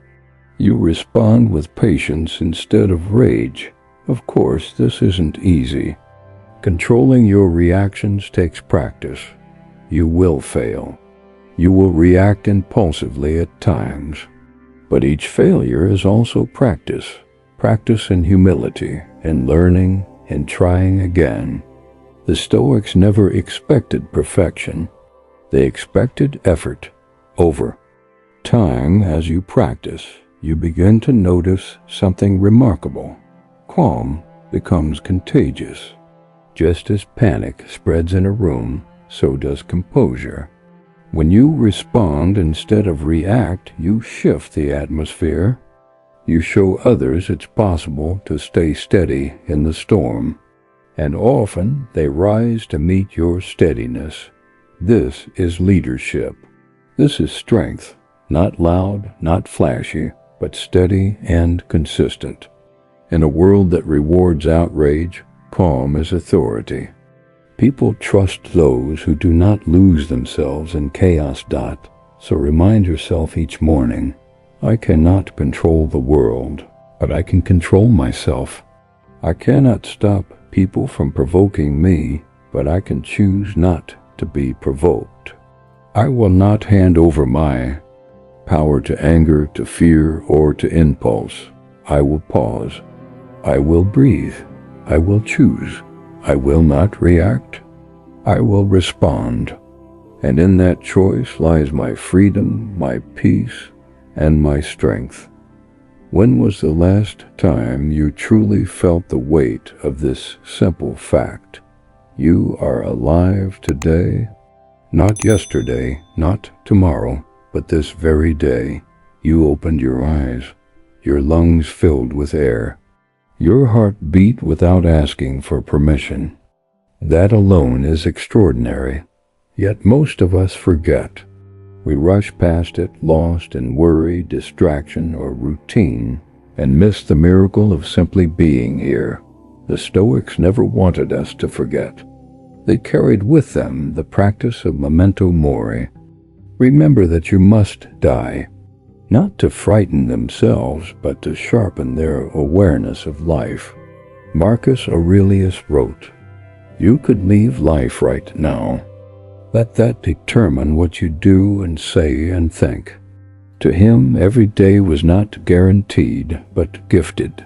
And gifts are meant to be received with gratitude and used with purpose. Think of how often we live as if days are infinite.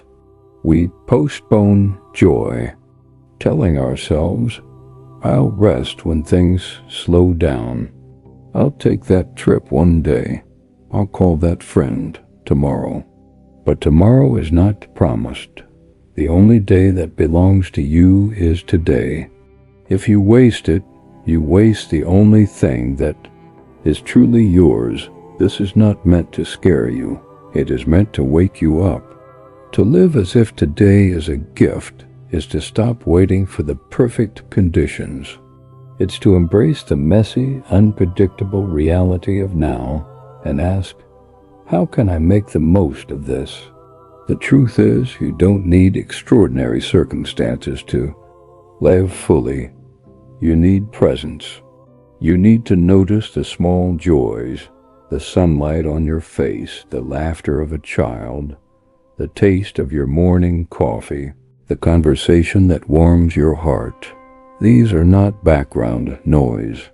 They are life itself.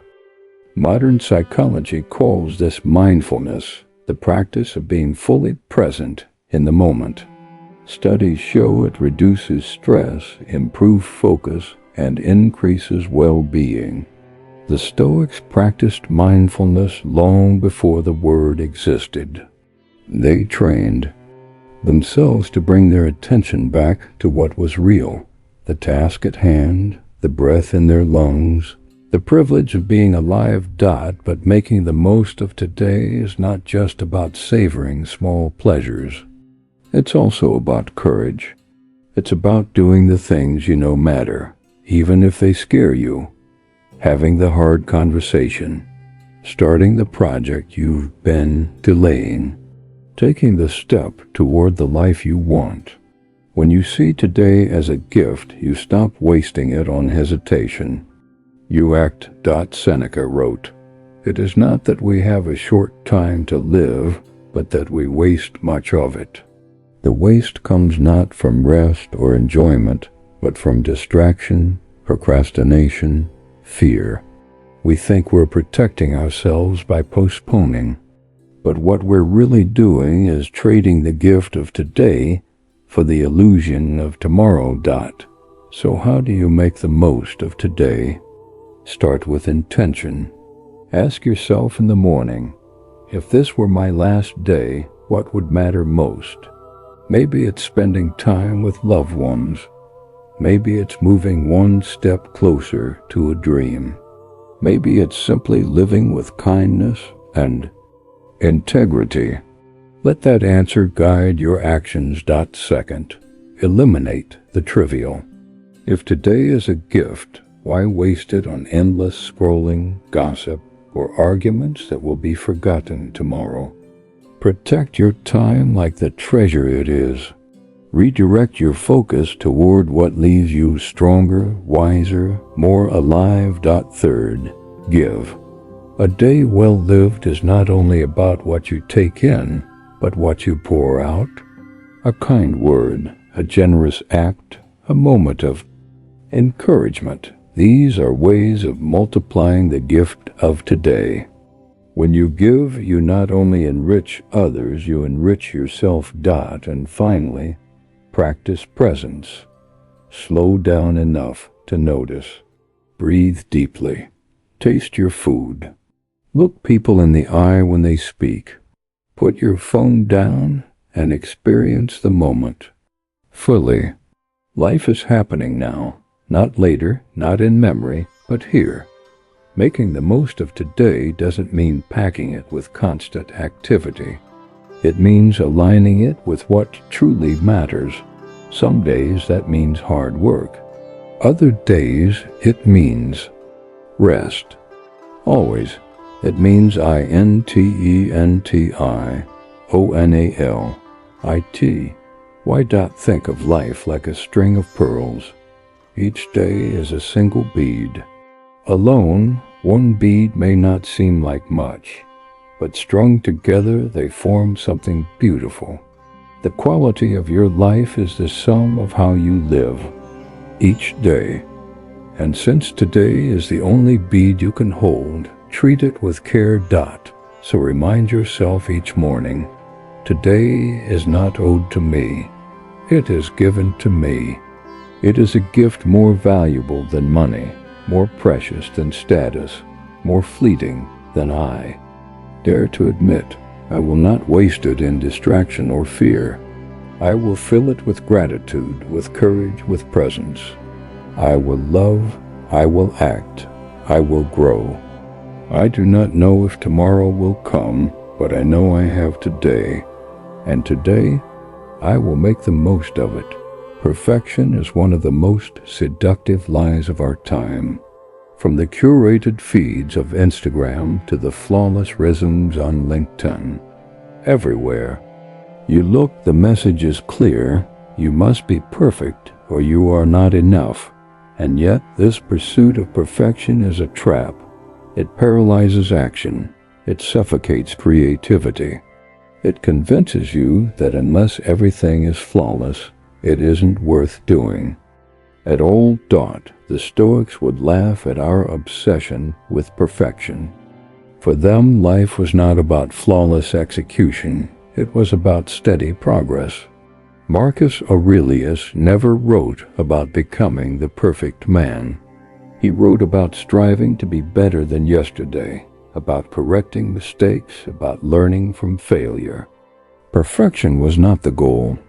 Virtue and progress was. Modern psychology echoes this wisdom.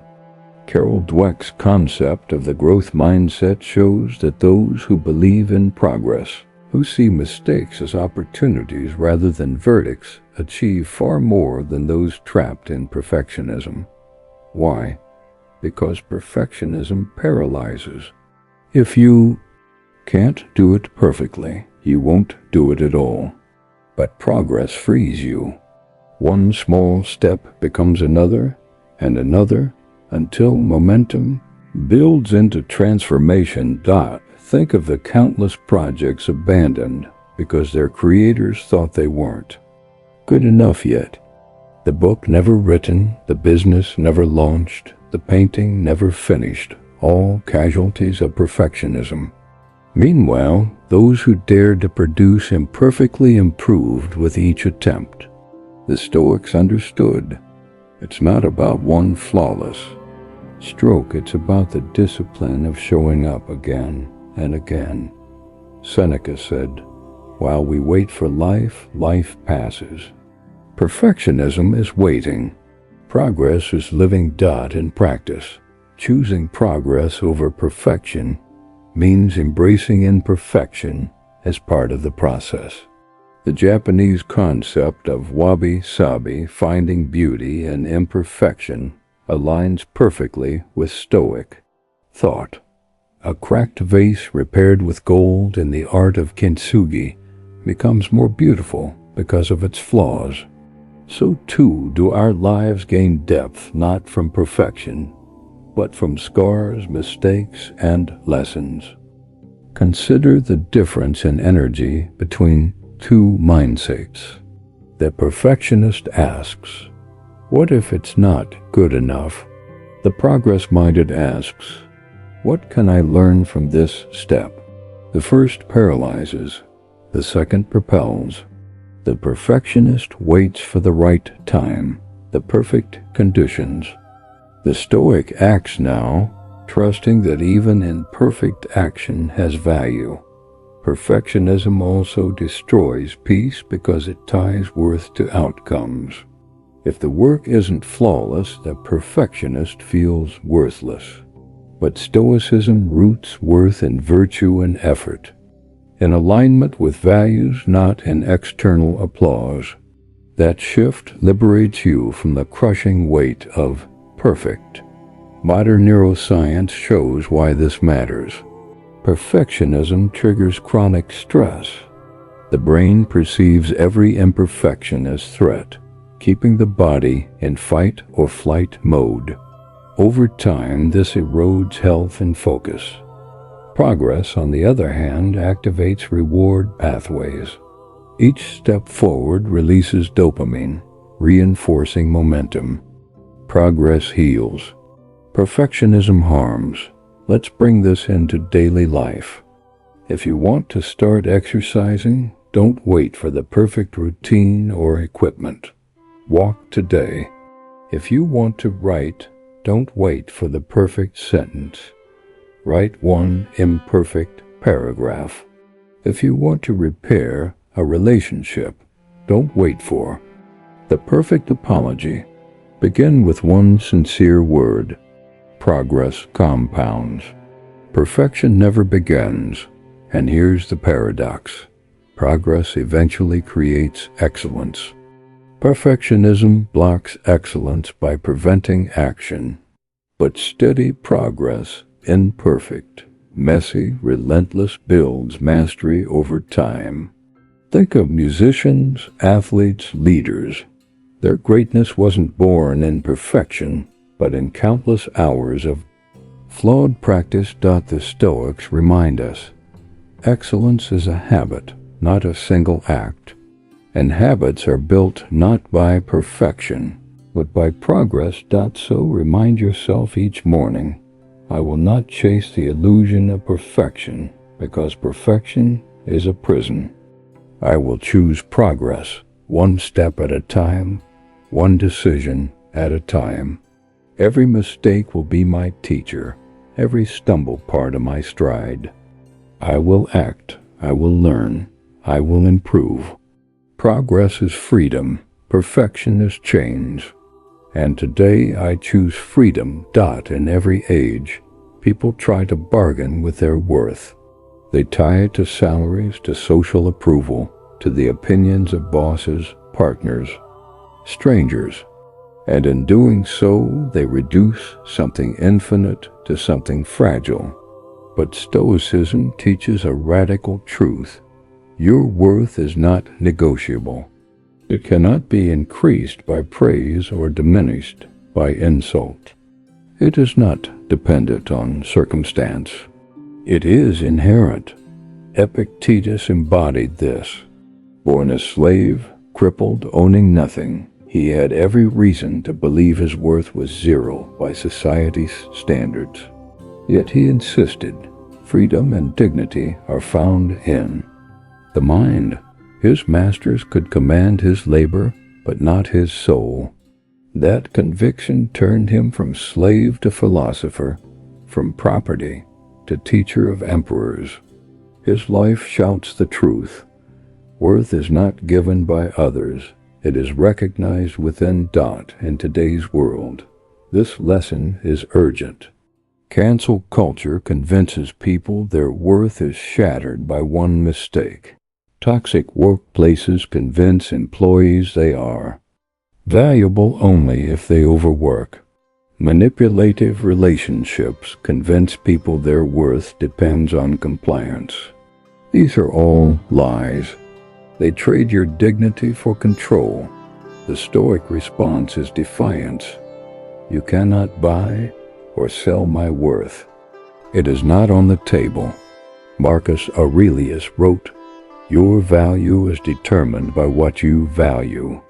If you value only applause, your worth rises and falls with the crowd. But if you value virtue, your worth is steady, unshakable, because virtue depends only on you. Modern psychology supports this.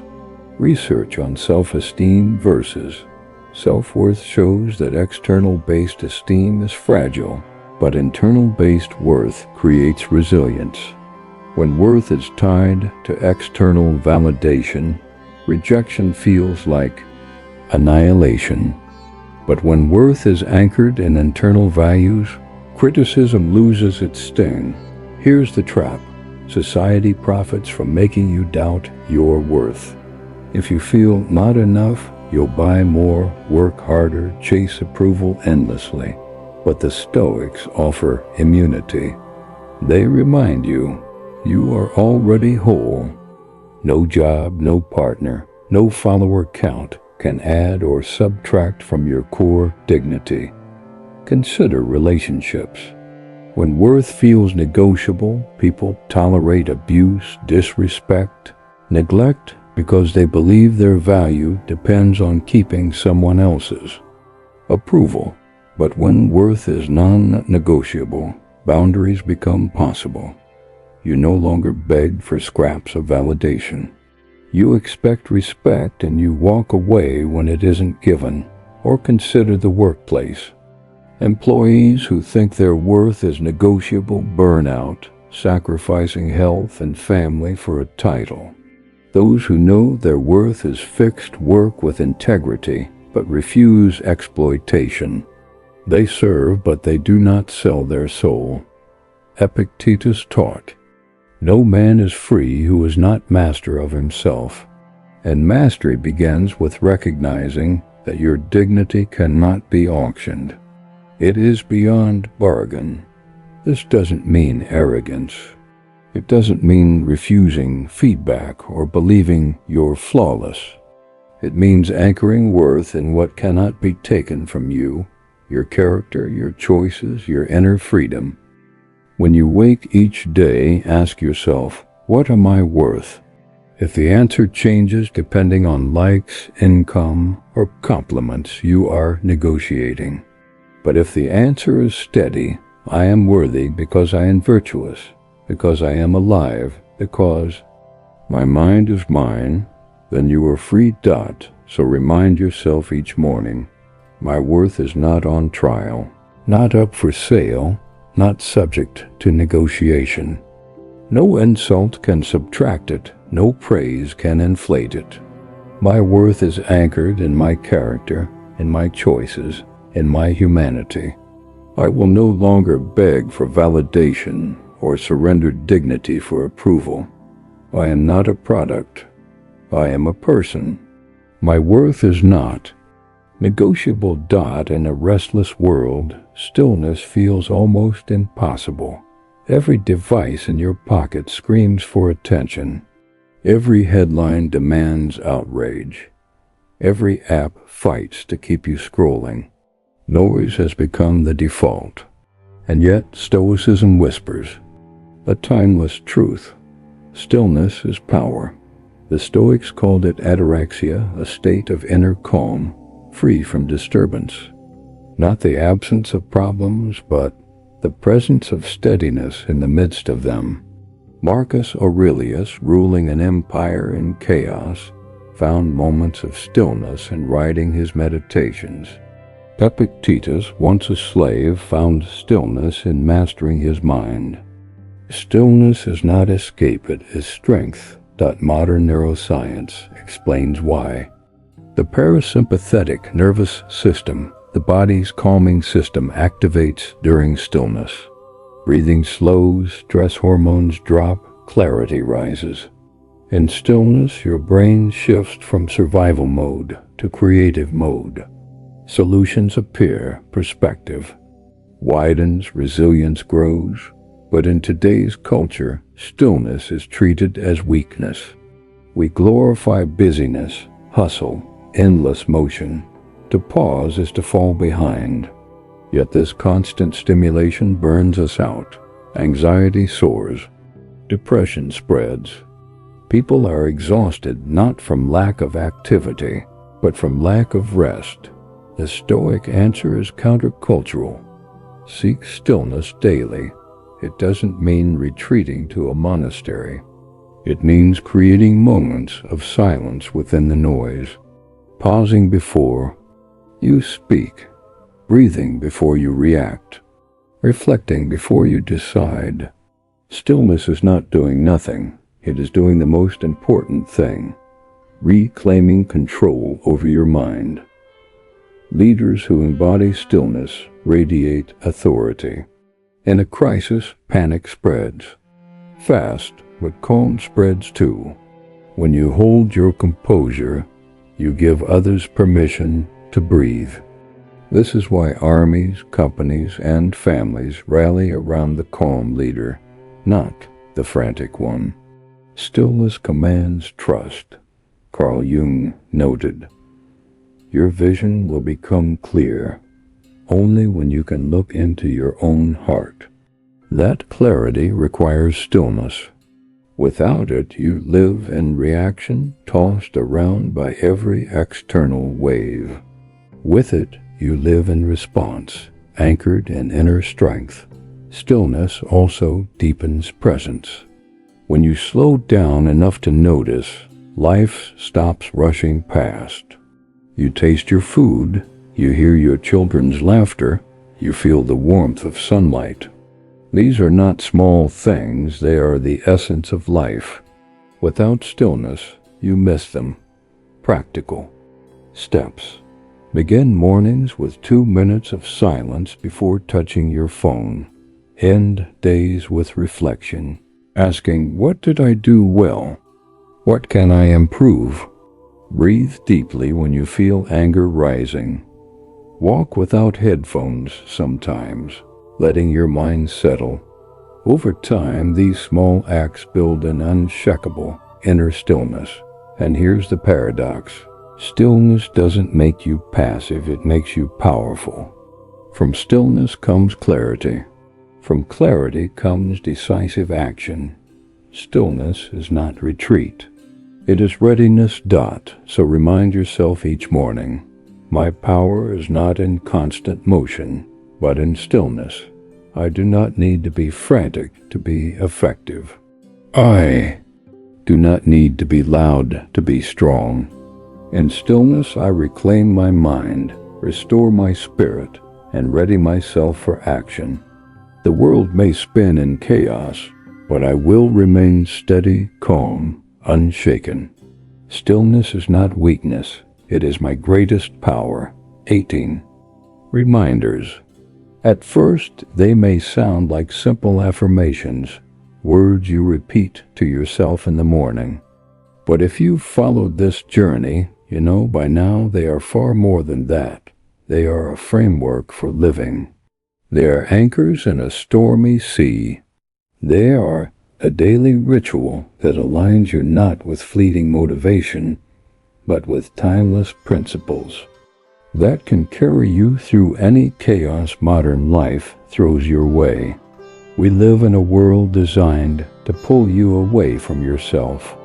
Digital platforms monetize your distraction. Companies profit from your insecurity.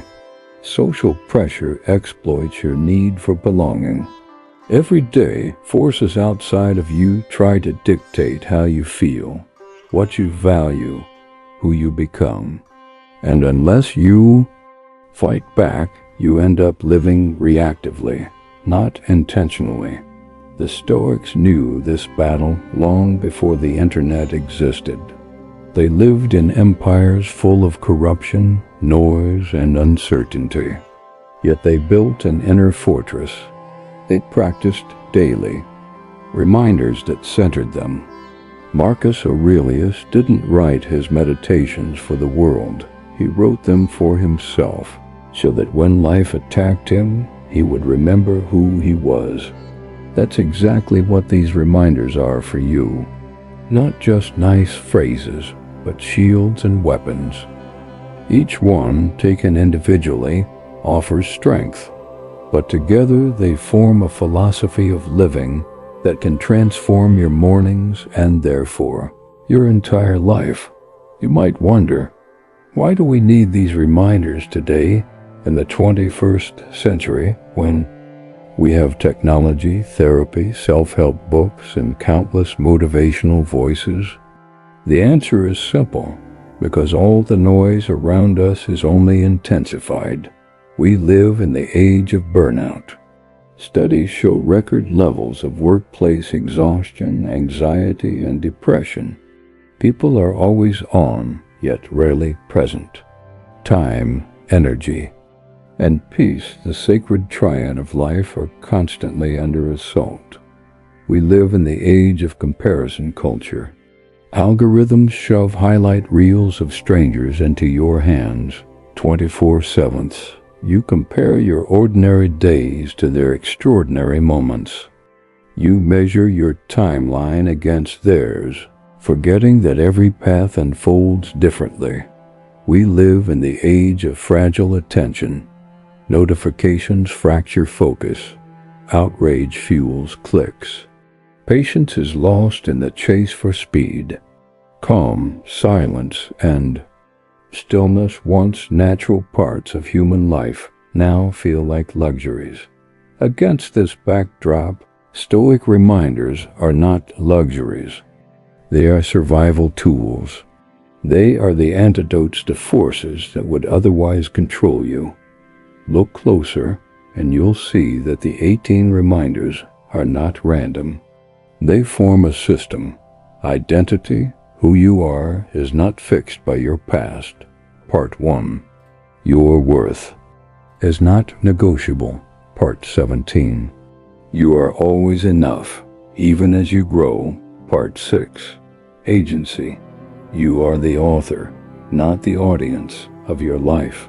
Part 3. You don't chase your alignment, attracts what belongs to you. Part 2. You rise to embody your higher self today. Part 12. Boundaries.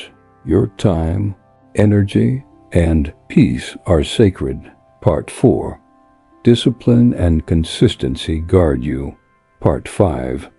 You refuse to surrender control of your reactions. Part 14. Perspective. Pressure is not punishment, but preparation. Part 8. Adversity becomes your teacher. Part 19. If added. The unknown is not feared, but owned. Part 9. Gratitude and presence. You ground yourself in thankfulness. Part 13. You embrace stillness as power. Part 18. You recognize today as a gift. Part 15. Closing parenthesis.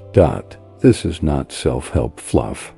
This is a blueprint for resilience, for clarity, for integrity. This is how you stop being a passenger in your life and start being the driver. Let's be brutally honest. Without practices like these, the default is not neutral, it's decline. If you don't guard your mind, the world will shape it for you. If you don't choose your values daily, you'll unconsciously absorb whatever values your culture screams. The loudest dot without reminders. You live chained to your past mistakes. You hustle endlessly, chasing validation yet never feeling complete. You allow toxic voices online, at work, in relationships, to drown out your own truth. You burn out because you treat time and energy as disposable. You spiral into fear of the unknown, paralyzed. Instead of empowered, you wake up one day realizing you lived distracted, not deliberate. This is not dramatic, it's happening all around us. Look at the rising mental health crises, the epidemic of anxiety, the quiet despair of people who look successful but feel empty. These are symptoms of forgetting daily who you are and how you choose to live. Now flip the script. Imagine waking each morning and centering yourself in these reminders. Slowly, they stop being words and start becoming reflexes. You stop apologizing for your path because you know you're not behind. You stop wasting energy chasing because you trust alignment. You stop reacting impulsively because you've trained yourself to respond with calm. You stop fearing rejection because you see it as redirection. You stop begging for validation because you know your worth is untouchable.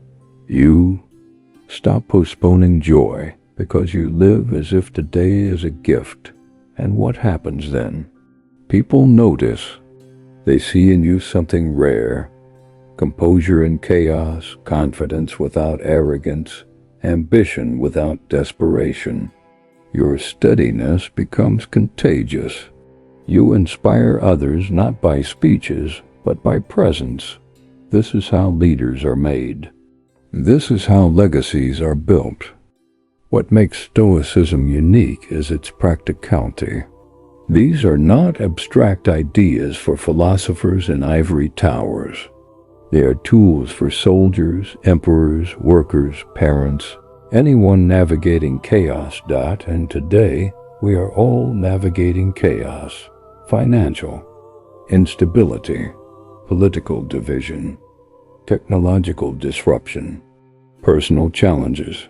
Stoicism offers not escape but endurance, not fantasy but fortitude. When you say to yourself each morning, "Stillness is my power," or "My worth is not negotiable," you're not chanting empty affirmations. You're programming your mind to resist manipulation, to hold steady, to live deliberately. You are arming yourself for the battles of modern life. But let's be clear, knowing the reminders is not enough. Writing them down is not enough. Watching this video is not enough. The Stoics would laugh at passive knowledge. They cared only about lived philosophy. So the challenge is this. Pick one reminder. Just one, and live it today. Not tomorrow, not when life is easier. Today. If you've been chained by perfectionism, remind yourself. Progress over perfection. If you've been drowning in comparison, remind yourself. I am not behind. If you've been seeking validation, remind yourself. My worth is not negotiable. If you've been restless, remind yourself. Stillness is my power. If you've been fearful of tomorrow, remind yourself. Today is a gift. Choose one. Live it. Repeat it tomorrow. Layer on another the next day. Slowly, steadily, these reminders stop being something you say and become something you are. So as you finish this journey, remember, these reminders are not about becoming someone else. They are about uncovering the strength already within you. They are about aligning with timeless wisdom in a world that tries to confuse you. They are about reclaiming authorship of your story. You don't need more noise. You don't need more comparison. You don't need more frantic chasing. You need clarity. You need courage. You need calm. And that's what these Stoic reminders give you. Wake up tomorrow, and instead of reaching for your phone, reach for one of these truths. Anchor yourself in it. Walk into the day with it. Let it shape your choices, your responses, your presence. And watch as slowly, steadily, your life begins to reflect not the chaos of the world, but the strength of your soul. If these reminders have resonated with you, don't let them fade as just another video. Engage with them. Which one spoke to you most powerfully? Comment it below, not just for me, but for you. Putting it into words is your first act of authorship. And if you're serious about living this way, explore the full Stoic morning routine playlist on StoicCraft. These reminders are just the beginning. There are deeper practices, meditations, and lessons waiting for you. Remember, philosophy is not about knowing, it's about living. So start living it today. Not tomorrow, not when you feel ready today. Because today is a gift, and the best way to honor it is to live with intention, with virtue, with unshakable calm.